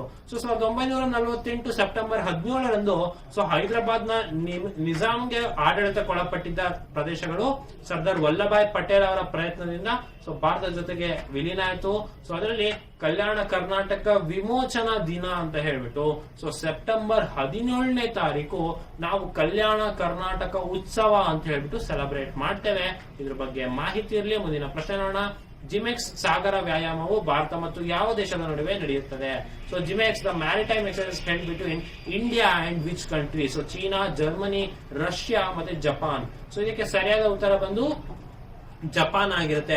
ನಿಮ್ಗೆ ಗೊತ್ತಿರ್ಲಿ ಭಾರತದ ನೇವಿ ಮತ್ತೆ ಭಾರತದ ಆರ್ಮಿ ಏನಿದೆ ಸೊ ಅವರು ಹಲವಾರು ದೇಶಗಳ ಜೊತೆ ಜಂಟಿಯಾಗಿ ಒಂದು ಮೆರಿಟೈಮ್ ಎಕ್ಸರ್ಸೈಸ್ ಆಗಿರ್ಬೋದು ಅಥವಾ ಒಂದು ಮಿಲಿಟರಿ ಎಕ್ಸರ್ಸೈಸ್ ಆಗಿರ್ಬೋದು ಮಾಡ್ತಾ ಇರುತ್ತೆ. ಸೊ ಅದಕ್ಕೆ ಆದಂತ ಒಂದು ವಿಶೇಷ ಹೆಸರು ಇರುತ್ತೆ. ಮತ್ತೆ ಇದು ವಾರ್ಷಿಕವಾಗಿನೋ ಅಥವಾ 2 ವರ್ಷಕ್ಕೊಮ್ಮೆನೋ ಬೈನಿಯಲ್ ಅಥವಾ ಟ್ರೈನಿಯಲ್ ಆಗಿ ಮಾಡ್ತಾರೆ. ಸೊ ಈಗ ಜಿಮೆಕ್ಸ್ ಅಂತ ಹೇಳ್ಬಿಟ್ಟು ಇದೊಂದು ಮ್ಯಾರಿಟೈಮ್ ಎಕ್ಸರ್ಸೈಸ್ ಭಾರತ ಮತ್ತೆ ಜಪಾನ್ ನಡುವೆ ಆಗುವಂತಹ ಒಂದು ಮ್ಯಾರಿಟೈಮ್ ಎಕ್ಸರ್ಸೈಸ್ ಅಥವಾ ನೌಕಾಪಡೆಯ ವ್ಯಾಯಾಮ ಅಂತಾನೆ ಕರಿಬಹುದು. ಸೊ ಇದಕ್ಕೆ ಜಿಮೆಕ್ಸ್ ಅಂತ ಹೆಸರು. ಸೊ ಇದು ಜನವರಿ 2017ರಲ್ಲಿ ಪ್ರಾರಂಭವಾಗಿತ್ತು. ಸೊ ಪ್ರಸ್ತುತ ವರ್ಷ 10ನೇ ವಾರ್ಷಿಕೋತ್ಸವವನ್ನ ಇದು ಆಚರಿಸಿಕೊಂಡಿದೆ. ಸೊ ಇದ್ರ ಬಗ್ಗೆ ನಿಮ್ಗೆ ತಿಳಿದಿರಲಿ ಅಂತ ಹೇಳ್ತಾ ಮುಂದಿನ ಪ್ರಶ್ನೆನ ನೋಡೋಣ. ಕಿಬಿಟು ಮಿಲಿಟರಿ ಗ್ಯಾರಿಸನ್ ಯಾವ ರಾಜ್ಯದಲ್ಲಿದೆ? The Kibithu military garrison is located in which state union territory? So Ladakh, Arunachal Pradesh, Himachal ಪ್ರದೇಶ, ದೆಹಲಿ. ಇದಕ್ಕೆ ಸರಿಯಾದ ಉತ್ತರ ಬಂದು ಅರುಣಾಚಲ ಪ್ರದೇಶ ಆಗುತ್ತೆ. ಸೊ ಭಾರತ ದೇಶದ ಮೊದಲ ಚೀಫ್ ಆಫ್ ಡಿಫೆನ್ಸ್ ಸ್ಟಾಫ್ ದಿವಂಗತ ಬಿಪಿನ್ ರಾವತ್ ಅವರು ಏನಿದ್ದಾರೆ ಸೊ ಅವರ ಗೌರವಾರ್ಥವಾಗಿ ಅರುಣಾಚಲ್ ಪ್ರದೇಶದ ಕಿಬಿಟು ಮಿಲಿಟರಿ ಗ್ಯಾರಿಸನ್ ಅನ್ನು general Bipin Rawat military garrison ಅಂತ ಮರುನಾಮಕರಣ ಮಾಡಲಾಗಿದೆ. ಸೊ ಹಾಗಾಗಿ ಇದು ಸುದ್ದಿಯಲ್ಲಿದೆ. ಸೊ ನಿಮಗೆ ಗೊತ್ತಿರಬಹುದು ಜನರಲ್ ಬಿಪಿನ್ ರಾವತ್ ಅವರು ಡಿಸೆಂಬರ್ 8, 2021ರಲ್ಲಿ ಹೆಲಿಕಾಪ್ಟರ್ ಅಪಘಾತದಲ್ಲಿ ನಿಧನರಾಗಿದ್ರು ಅಂತ. ಮುಂದಿನ ಪ್ರಶ್ನೆನ ನೋಡೋಣ. ವಿಶ್ವ ಓಝೋನ್ ದಿನ ಯಾವಾಗ ಆಚರಿಸಲಾಗುತ್ತೆ? World ozone day celebrated on which date? September 15, 17, 16 ಮತ್ತೆ ಅಕ್ಟೋಬರ್ 16.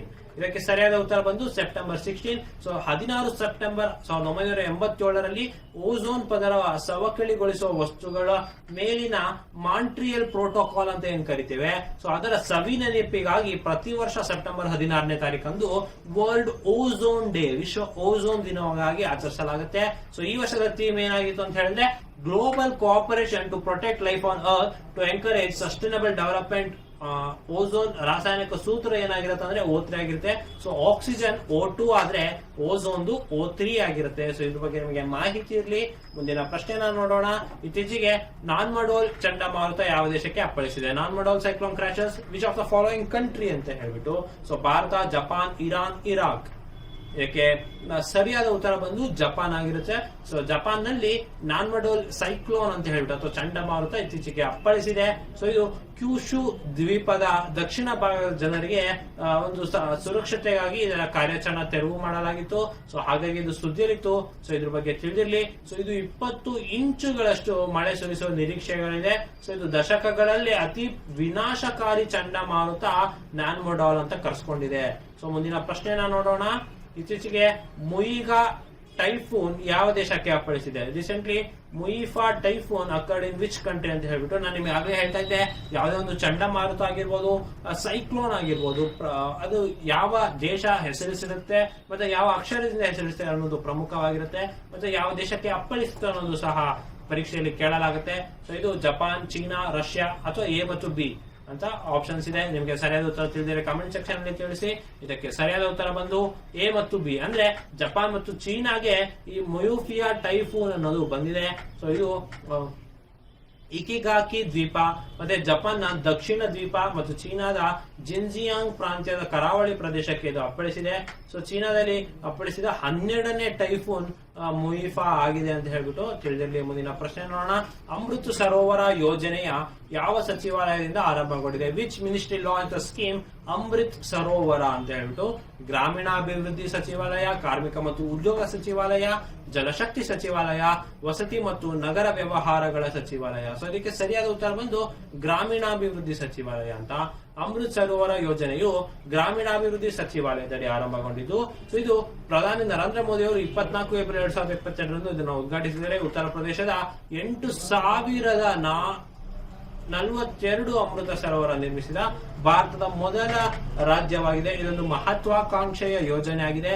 ಸೊ ಅಮೃತ ಸರೋವರ ಯಾವ ಮಿನಿಸ್ಟ್ರಿ ಅಂಡರ್ ಬರುತ್ತೆ ಅಂದ್ರೆ ಅದು ಗ್ರಾಮೀಣಾಭಿವೃದ್ಧಿ ಸಚಿವಾಲಯದ ಅಡಿ ಬರುತ್ತೆ. ಸೊ ಮುಂದಿನ ಪ್ರಶ್ನೆನ ನೋಡೋಣ.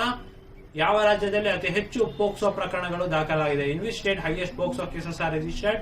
ಮಧ್ಯಪ್ರದೇಶ, ಕರ್ನಾಟಕ, ಮಹಾರಾಷ್ಟ್ರ, A ಮತ್ತು C ಅಂತ ಹೇಳ್ಬಿಟ್ಟು. ಇದಕ್ಕೆ ಸರಿಯಾದ ಉತ್ತರ ಬಂದು A ಮತ್ತು C ಅಂದ್ರೆ ಮಧ್ಯಪ್ರದೇಶ ಮತ್ತೆ ಮಹಾರಾಷ್ಟ್ರದಲ್ಲಿ ಅತಿ ಹೆಚ್ಚು ಪೋಕ್ಸೋ ಕೇಸಸ್ ರಿಜಿಸ್ಟರ್ ಆಗಿದೆ. ಸೊ ಪೋಕ್ಸೋ ಅಂದ್ರೆ ಮಕ್ಕಳ ಮೇಲಿನ ಅತ್ಯಾಚಾರ ಪ್ರಕರಣಕ್ಕೆ ಏರಿಕೆಯಾಗಿದೆ. ಸೊ ಅದಕ್ಕಾಗಿ ಇರುವಂತಹ ಒಂದು ಆಕ್ಟ್ ಏನಂದ್ರೆ ಅದಕ್ಕೆ ಪೋಕ್ಸೋ ಅಂತ ಹೇಳ್ತೇವೆ. ಸೊ ದೇಶ ಲೈಂಗಿಕ ಅಪರಾಧಗಳಿಂದ ಮಕ್ಕಳ ರಕ್ಷಣಾ ಕಾಯ್ದೆ ಪೋಕ್ಸೋ ಅಡಿಯಲ್ಲಿ ಸೊ 33,186 ಅತ್ಯಾಚಾರದ ಪ್ರಕರಣಗಳು ದಾಖಲಾಗಿವೆ. ಇದೊಂದು ದುಃಖಕರ ಸಂಗತಿಯಾಗಿದೆ. ಸೊ ಮಧ್ಯಪ್ರದೇಶ ಮತ್ತೆ ಮಹಾರಾಷ್ಟ್ರದಲ್ಲಿ ಅತಿ ಹೆಚ್ಚು ಪೋಕ್ಸೋ ರಿಜಿಸ್ಟರ್ಡ್ ಕೇಸಸ್ ದಾಖಲಾಗಿದೆ ಅಂತ ಹೇಳ್ಬಿಟ್ಟು ತಿಳಿದಿರಲಿ. ಮುಂದಿನ ಪ್ರಶ್ನೆನ ನೋಡೋಣ. ಹೆಚ್ಚಿನ ಮಾಹಿತಿಗಾಗಿ ಸ್ಪರ್ಧಾ ಅಶ್ವಮೇಧ ಮಾಸ ಪತ್ರಿಕೆಯನ್ನ ಡೌನ್ಲೋಡ್ ಮಾಡ್ಕೊಳ್ಳಿ. ಇತ್ತೀಚೆಗೆ ವಿಶ್ವ ಕುಸ್ತಿ ಚಾಂಪಿಯನ್ಶಿಪ್ ನಲ್ಲಿ ಯಾರು ಕಂಚಿನ ಪದಕ ಜಯಿಸಿದ್ದಾರೆ? Recently who won the bronze medal in world wrestling championship? Vinesh Phogat, Sushil Kumar, Sakshi Malik, Geeta Phogat. ನೋಡಿ, ವರ್ಲ್ಡ್ ರೆಸ್ಲಿಂಗ್ ಚಾಂಪಿಯನ್ಶಿಪ್ ಆಯ್ತು ಇತ್ತೀಚೆಗೆ. ಸೊ ಅದರ ಕಂಚಿನ ಪದಕ ಗೆದ್ದವರು ಯಾರು ಅಂತ ಹೇಳಿದ್ರೆ ವಿನೀಶ್ ಫೋಗಾಟ್. ಇವರು ಭಾರತದವರು. ಸೊ ಇವರು ವಿಶ್ವ ಕುಸ್ತಿ ಚಾಂಪಿಯನ್ಶಿಪ್ ನಲ್ಲಿ ಕಂಚಿನ ಪದಕ ಗೆದ್ದಿದ್ದಾರೆ. ಮಹಿಳೆಯರ 53 kg ವಿಭಾಗದಲ್ಲಿ ಮೊಂಗಿಯಾಲಾದ ಕುಲಾನ್ ಅವರನ್ನ ಸೋಲಿಸಿ ಕಂಚಿನ ಪದಕವನ್ನ ಗೆದ್ದಿದ್ರು. ಸೊ ಮುಂದಿನ ಪ್ರಶ್ನೆಯನ್ನ ನೋಡೋಣ. ದೇಶದ ಮೊದಲ ಡಿಜಿಟಲ್ ಆಸ್ಪತ್ರೆ ಯಾವ ರಾಜ್ಯದಲ್ಲಿ ಉದ್ಘಾಟನೆ ಇದೆ? So India's first digital hospital was inaugurated in which state ಅಂತ ಹೇಳ್ಬಿಟ್ಟು? ಕೇರಳ, ತಮಿಳುನಾಡು, ಮಹಾರಾಷ್ಟ್ರ, ಕರ್ನಾಟಕ. ಉತ್ತರ ತಿಳಿದಿದ್ರೆ ಕಮೆಂಟ್ ಸೆಕ್ಷನ್ ಅಲ್ಲಿ ತಿಳಿಸಿ. ಇದಕ್ಕೆ ಸರಿಯಾದ ಉತ್ತರ ಬಂದು ಕರ್ನಾಟಕ ಆಗಿದೆ. ಸೊ ಬೆಂಗಳೂರಿನ ಮಲ್ಲೇಶ್ವರಂ ವಿಧಾನಸಭಾ ಕ್ಷೇತ್ರದಲ್ಲಿ ಪ್ಯಾಲೇಸ್ ಗುಟ್ಟಳ್ಳಿ ಅಂತ ಏನಿದೆ, ಸೊ ಅಲ್ಲಿ ನಗರದ ಪ್ರಾಥಮಿಕ ಆರೋಗ್ಯ ಕೇಂದ್ರವನ್ನು ಸಂಪೂರ್ಣವಾಗಿ ಡಿಜಿಟಲೀಕರಣಗೊಳಿಸಲಾಗಿದೆ. ಅಂದ್ರೆ ಪ್ಯಾಲೇಸ್ ಗುಡ್ಡಲ್ಲಿ ನೀವೇನ್ ನೋಡಿರ್ತೀರಾ ಬೆಂಗಳೂರಿನಲ್ಲಿ, ಸೊ ಅದು ಮಲ್ಲೇಶ್ವರಂ ವಿಧಾನಸಭಾ ಕ್ಷೇತ್ರಕ್ಕೆ ಸೇರುತ್ತೆ. ಸೊ ಅಲ್ಲಿ ಒಂದು ಪ್ರಾಥಮಿಕ ಆರೋಗ್ಯ ಕೇಂದ್ರ ಏನಿದೆ, ಸೊ ಅದನ್ನ ಸಂಪೂರ್ಣವಾಗಿ ಡಿಜಿಟಲೀಕರಣಗೊಳಿಸಿ ಸೊ ಭಾರತದ ಮೊಟ್ಟ ಮೊದಲ ಡಿಜಿಟಲ್ ಹಾಸ್ಪಿಟಲ್ ಅಂತ ಹೇಳ್ಬಿಟ್ಟು ಕರ್ಸ್ಕೊಂಡಿದೆ. ಸೊ ಇದ್ರ ಬಗ್ಗೆ ತಿಳಿದಿರ್ಲಿ ಅಂತ ಹೇಳ್ತಾ ಮುಂದಿನ ಕ್ವಶನ್ ಅನ್ನ ನೋಡೋಣ. ಇತ್ತೀಚೆಗೆ ಕರ್ನಾಟಕ ಯಾವ ಜಿಲ್ಲೆಗಳಲ್ಲಿ ಚಿನ್ನ, ನಿಕ್ಕಲ್, ಕ್ರೋಮಿಯಂ ನಿಕ್ಷೇಪ ದೊರೆತಿವೆ? ಸೊ ಇದು ಬಹಳ ಪ್ರಮುಖವಾದ ಪ್ರಶ್ನೆ. Which district of Karnataka gold, nickel ಮತ್ತೆ ಕ್ರೋಮಿಯಂ ಡೆಪಾಸಿಟ್ಸ್ ಫೌಂಡ್ ಅಂತ ಹೇಳ್ಬಿಟ್ಟು ಮಂಡ್ಯ, ಕೋಲಾರ, ಶಿವಮೊಗ್ಗ, ಬಿ ಮತ್ತು ಸಿ ಅಂತ ಹೇಳ್ಬಿಟ್ಟು ಇದಕ್ಕೆ ಸರಿಯಾದ ಉತ್ತರ ಬಂದು ಬಿ ಮತ್ತು ಸಿ. ಹೌದು ಸ್ನೇಹಿತರೆ, ಕೋಲಾರ ಮತ್ತು ಶಿವಮೊಗ್ಗದಲ್ಲಿ ಇತ್ತೀಚೆಗೆ ಗೋಲ್ಡ್, ನಿಕ್ಕಲ್ ಮತ್ತೆ ಕ್ರೋಮಿಯಂನ ನಿಕ್ಷೇಪ ದೊರಕಿದೆ ನಮಗೆ. ಸೊ ಇದನ್ನ ಭೂವೈಜ್ಞಾನಿಕ ಸರ್ವೇಕ್ಷಣಾ ಸಂಸ್ಥೆ GSI ಏನಿದೆ, ಸೊ ಅವರು ಇದನ್ನ ಪತ್ತೆ ಹಚ್ಚಿದ್ದಾರೆ. ಸೊ ಹೆಚ್ಚಿನ ಖನಿಜಾನ್ವೇಷಣೆಗೊಳ್ಳಲು ರಾಜ್ಯ ಸರ್ಕಾರಕ್ಕೆ ಶಿಫಾರಸು ಮಾಡಿದೆ ಅಂತ ಹೇಳ್ಬಿಟ್ಟು ತಿಳಿದಿರಲಿ. ಸೊ ಕೋಲಾರ ಮತ್ತೆ ಶಿವಮೊಗ್ಗದಲ್ಲಿ ನಮಗೆ ಗೋಲ್ಡ್, ನಿಕ್ಕಲ್ ಮತ್ತೆ ಕ್ರೋಮಿಯಂ ಡೆಪಾಸಿಟ್ಗಳು ಕಂಡು ಬಂದಿವೆ. ಸೊ ಮುಂದಿನ ಪ್ರಶ್ನೆನ ನೋಡೋಣ. ICC T20 ರ್ಯಾಂಕಿಂಗ್ ಪಟ್ಟಿಯಲ್ಲಿ ಸ್ಮೃತಿ ಮಂದನ ಅವರು ಎಷ್ಟನೇ ಸ್ಥಾನದಲ್ಲಿ ಇದ್ದಾರೆ? So in ICC T20 ranking list Smriti Mandhana placed in which rank recently ಅಂತ ಹೇಳ್ಬಿಟ್ಟು, ಸೊ 1ನೇ ಸ್ಥಾನ, 2ನೇ ಸ್ಥಾನ, 7ನೇ ಸ್ಥಾನ, 5ನೇ ಸ್ಥಾನ. ನಿಮಗೆ ಗೊತ್ತಿರಬಹುದು, ಸ್ಮೃತಿ ಮಂದನ ಅವರು ನಮ್ಮ ಮಹಿಳಾ ಕ್ರಿಕೆಟ್ ತಂಡದ ಒಂದು ಅತ್ಯುನ್ನತ ಆಟಗಾರ್ತಿಯವರು. ಸೊ ಈಗ ICC T20 ರ್ಯಾಂಕಿಂಗ್ ನ ಬಿಟ್ಟಿದ್ದಾರೆ. ಸೊ ಅದರಲ್ಲಿ ಸ್ಮೃತಿ ಮಂದನ ಅವರು ವೃತ್ತಿಪರ ಶ್ರೇಷ್ಠ 2ನೇ ಸ್ಥಾನಕ್ಕೆ ಏರಿದ್ದಾರೆ. ಇದು ಜೀವನ ಶ್ರೇಷ್ಠ ಸಾಧನೆ ಆಗಿದೆ. ಇವರು 7 ಸ್ಥಾನವನ್ನ ಏರಿ ಏಕದಿನ ರ್ಯಾಂಕಿಂಗ್ ನಲ್ಲಿ ಕೂಡ 7ನೇ ಸ್ಥಾನದಲ್ಲಿದ್ದಾರೆ. ಸೊ ಹಾಗಾದ್ರೆ ಮೊದಲನೇ ರ್ಯಾಂಕ್ ಅಲ್ಲಿ ಇರೋದು ಬೆತ್ ಮೂನಿ ಅನ್ನೋರು ಆಸ್ಟ್ರೇಲಿಯಾ ತಂಡದ ಆಟಗಾರ್ತಿ. ಇನ್ನು ಏಕದಿನದಲ್ಲಿ ಮೊದಲನೇ ರ್ಯಾಂಕಿಂಗ್ ಅಲ್ಲಿರೋರು ಅಲಿಸಾ ಹೇಲಿ ಅಂತ ಹೇಳ್ಬಿಟ್ಟು ಇವರು ಕೂಡ ಆಸ್ಟ್ರೇಲಿಯಾ ತಂಡದ ಆಟಗಾರ್ತಿ. ಇನ್ನು ICC ಏಕದಿನದಲ್ಲಿ 2ನೇ ರ್ಯಾಂಕ್ ಇರೋರು ಬೆತ್ ಮೂನಿ, ಇವರು ಆಸ್ಟ್ರೇಲಿಯಾದ ಆಟಗಾರ್ತಿ. ಇದರ ಬಗ್ಗೆ ತಿಳಿದಿರಲಿ. ಮುಂದಿನ ಪ್ರಶ್ನೆಯನ್ನ ನೋಡೋಣ. 2022 ವಿಶ್ವ ಕುಸ್ತಿ ಚಾಂಪಿಯನ್ಶಿಪ್ ಆತಿಥೇಯ ನಗರ ಯಾವುದು? 2022ರ ವರ್ಲ್ಡ್ ರೆಸ್ಲಿಂಗ್ ಚಾಂಪಿಯನ್ಶಿಪ್ ಹೆಲ್ಡ್ ಅಂತ ಹೇಳ್ಬಿಟ್ಟು ಬೆಲ್ಗ್ರೇಡ್, ಸರ್ಬಿಯಾ, ಎ ಮತ್ತು ಬಿ, ದೆಹಲಿ. ಇದಕ್ಕೆ ಸರಿಯಾದ ಉತ್ತರ ಬಂದು ಎ ಮತ್ತು ಬಿ, ಬೆಲ್ಗ್ರೇಡ್ ಮತ್ತೆ ಸರ್ಬಿಯಾದಲ್ಲಿ 2022ರ ವಿಶ್ವ ಕುಸ್ತಿ ಚಾಂಪಿಯನ್ಶಿಪ್ ಗೆದ್ದಿತ್ತು. ಸೊ ಇದರಲ್ಲಿ ಭಾರತದ ಬಜರಂಗ್ ಪುನಿಯಾ ಅವರು 65 kg ವಿಭಾಗದಲ್ಲಿ ಕಂಚಿನ ಪದಕ ಗೆದ್ದಿದ್ರೆ, ವಿನೀಶ್ ಪುಗಾರ್ತ್ ಅವರು ಕೂಡ ಕಂಚಿನ ಪದಕನ ಗೆದ್ದಿದ್ರು. ಮುಂದಿನ ಪ್ರಶ್ನೆಯನ್ನ ನೋಡೋಣ. ಅಂತಾರಾಷ್ಟ್ರೀಯ ಶಾಂತಿ ದಿನಾಚರಣೆ ಯಾವಾಗ ಆಚರಿಸಲಾಗುತ್ತೆ? International day of peace celebrated on October 21, September 21, September 20, October 20. So ನೋಡಿ, ಇಂಟರ್ನ್ಯಾಷನಲ್ ಡೇ ಆಫ್ ಪೀಸ್ ಯಾವಾಗ ಆಚರಿಸಲಾಗುತ್ತೆ ಅಂದ್ರೆ September 20. ಸೊ ವಿಶ್ವಸಂಸ್ಥೆ ಸಾಮಾನ್ಯ ಸಭೆಯಲ್ಲಿ ಜಗತ್ತಿನ ಎಲ್ಲಾ ರಾಷ್ಟ್ರಗಳು ಶಾಂತಿ ನೆಲೆಸಬೇಕು ಅಂತ ಹೇಳ್ಬಿಟ್ಟು ಸೊ ವಿಶ್ವ ಶಾಂತಿ ದಿನ ಅಂತ 1981 ನಲ್ಲಿ ತೀರ್ಮಾನಿಸಲಾಯಿತು. ಸೊ ಇದಕ್ಕೆ ಪಾರಿವಾಳ ಏನಿದೆ, ಸೊ ಅದು ಆ ದಿನದ ಸಂಕೇತ ಆಗಿರುತ್ತೆ. ಸೊ September 21ನೇ ತಾರೀಕು ಅಂತಾರಾಷ್ಟ್ರೀಯ ಶಾಂತಿ ದಿನವಾಗಿ ಆಚರಿಸಲಾಗುತ್ತೆ.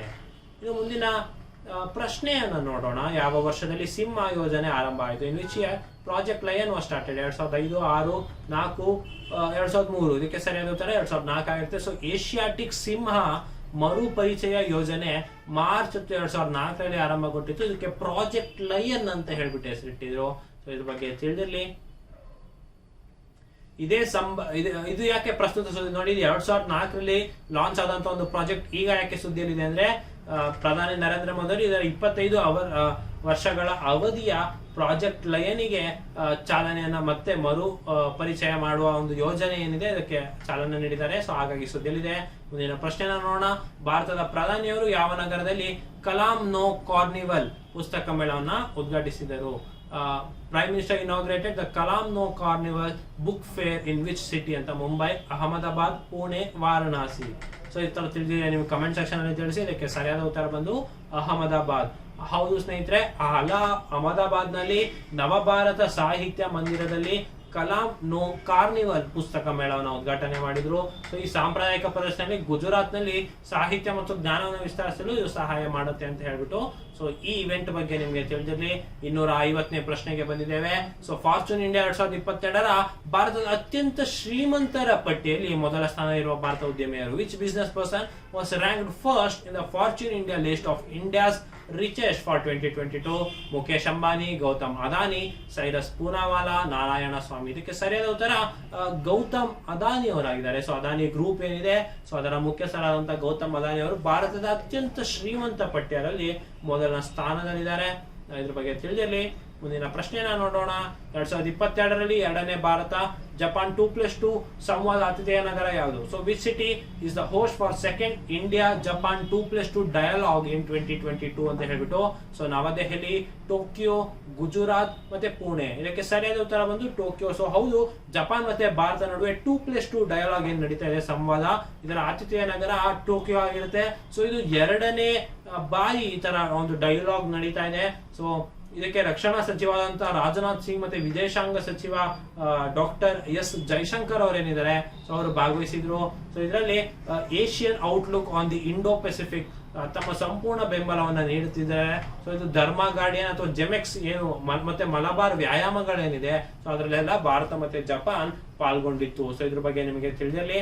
ಮುಂದಿನ ಪ್ರಶ್ನೆನ ನೋಡೋಣ. UN ಮಾನವ ಹಕ್ಕುಗಳ ಹೈ ಕಮಿಷನರ್ ಆಗಿ ನೇಮಕಗೊಂಡ ವೋಲ್ಕೋರ್ ಟರ್ಕ್ ಯಾವ ದೇಶದವರು? Volker Turk who was appointed as the UN high commissioner for the human rights is from which country ಅಂತ ಹೇಳ್ಬಿಟ್ಟು Japan, Austria, Russia, USA.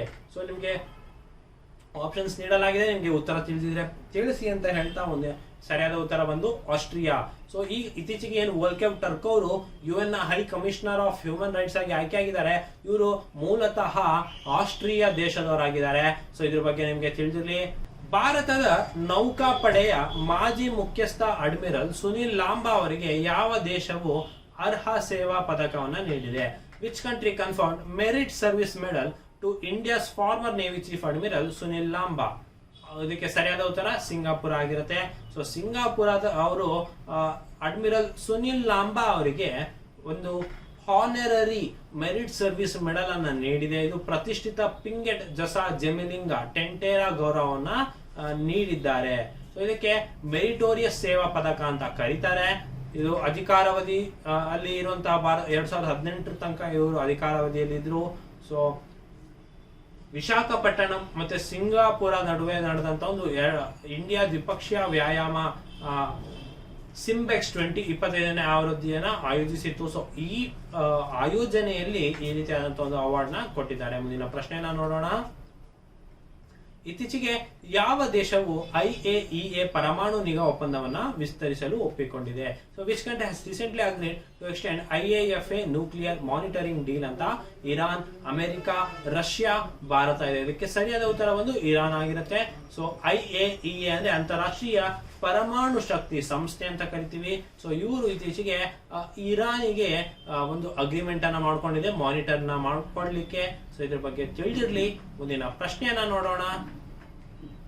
2022ರಲ್ಲಿ G20 ಅಧ್ಯಕ್ಷ ಸ್ಥಾನವನ್ನ ಯಾವ ದೇಶ ಹೊಂದಿದೆ? So which country holds the presidency of G20 in 2022? Bharat, Indonesia, Russia, Japan. ಇದಕ್ಕೆ ಇದು ಸುಲಭವಾದ ಉತ್ತರ ಇಂಡೋನೇಷ್ಯಾ 2022ರಲ್ಲಿ G20 ಅಧ್ಯಕ್ಷ ಸ್ಥಾನವನ್ನು ಹೊಂದಿದೆ. ಆದರೆ G20ಯ ಏನು ಶೃಂಗಸಭೆ ನಡೆಯುತ್ತೆ ಅದು ಭಾರತದಲ್ಲಿ ನಡೆಯುತ್ತೆ. ಇದಕ್ಕೆ ನೀವು ಕನ್ಫ್ಯೂಸ್ ಮಾಡ್ಕೊಳ್ಳೋ ರೀತಿ ಇಲ್ಲ. ಸೊ ಹಾಗಾಗಿ ಹೆಚ್ಚಿನ ಮಾಹಿತಿಗೆ ನೀವು ಸ್ಪರ್ಧಾ ಅಶ್ವಮೇಧ ಮ್ಯಾಗಝೀನ್ ಅನ್ನ ಡೌನ್ಲೋಡ್ ಮಾಡ್ಕೊಳ್ಬೇಕಾಗ್ತದೆ. ಸೊ G20ಯ ಥೀಮ್ ಏನಾಗಿರುತ್ತೆ ಅಂದ್ರೆ ಒಟ್ಟಿಗೆ ಚೇತರಿಸಿಕೊಳ್ಳಿ, ಬಲಶಾಲಿಯಾಗಿ ಚೇತರಿಸಿಕೊಳ್ಳಿ ಅಂತ ಹೇಳ್ಬಿಟ್ಟು. ಸೊ ಮುಂದಿನ ಪ್ರಶ್ನೆಯನ್ನ ನೋಡೋಣ. ಕ್ವಿಮಿಂಗ್ ಜಿಂಗ್ 50 ಎಂಬುದು ಯಾವ ದೇಶದ ಮೊದಲ ಸಂಪೂರ್ಣ ಸೌರಶಕ್ತಿ ಚಾಲಿತ ಮಾನವರಹಿತ ವೈಮಾನಿಕ ವಾಹನ ಹೆಸರಾಗಿದೆ? So Quimsing 50 is the name of first fully solar powered unmanned aerial vehicle UAV ಅಂತ ಏನ್ ಕರಿತೇವೆ. ಅದು ಯಾವ ದೇಶಕ್ಕೆ ಸಂಬಂಧಪಟ್ಟಿದೆ ಅಂತ? ಚೀನಾ, USA, ರಷ್ಯಾ ಮತ್ತೆ ಜಪಾನ್ ಇದೆ. ಸೊ ಇದಕ್ಕೆ ಸರಿಯಾದ ಉತ್ತರ ತಿಳಿದರೆ ಕಾಮೆಂಟ್ ಸೆಕ್ಷನ್ ಅಲ್ಲಿ ತಿಳಿಸಿ. ಇದಕ್ಕೆ ಸರಿಯಾದ ಉತ್ತರ ಬಂದು ಚೀನಾ ಆಗಿರುತ್ತೆ. ಸೊ ಚೀನಾ ತನ್ನ ಮೊದಲ solar powered unmanned aerial vehicle ಗೆ ಕ್ವಿಮಿಂಗ್ ಜಿಂಗ್ 50 ಅಂತ ಹೆಸರಿಟ್ಟಿದೆ. ಸೊ ಇದ್ರ ಬಗ್ಗೆ ತಿಳಿದಿರಲಿ. ಯಾವ ರಾಜ್ಯವು ಮೊದಲ ಸುಸ್ಥಿರ ಕರಾವಳಿಯ ನಿರ್ವಹಣೆಗೆ ರಾಷ್ಟ್ರೀಯ ಸಮ್ಮೇಳನವನ್ನು ಆಯೋಜಿಸಿತ್ತು? So which state is the host of first national conference on sustainable coastal management in India? Odisha, Andhra Pradesh, Kerala, Karnataka. So ಇದಕ್ಕೆ ಸರಿಯಾದ ಉತ್ತರ ಬಂದು ಒಡಿಶಾ ಆಗಿರುತ್ತೆ.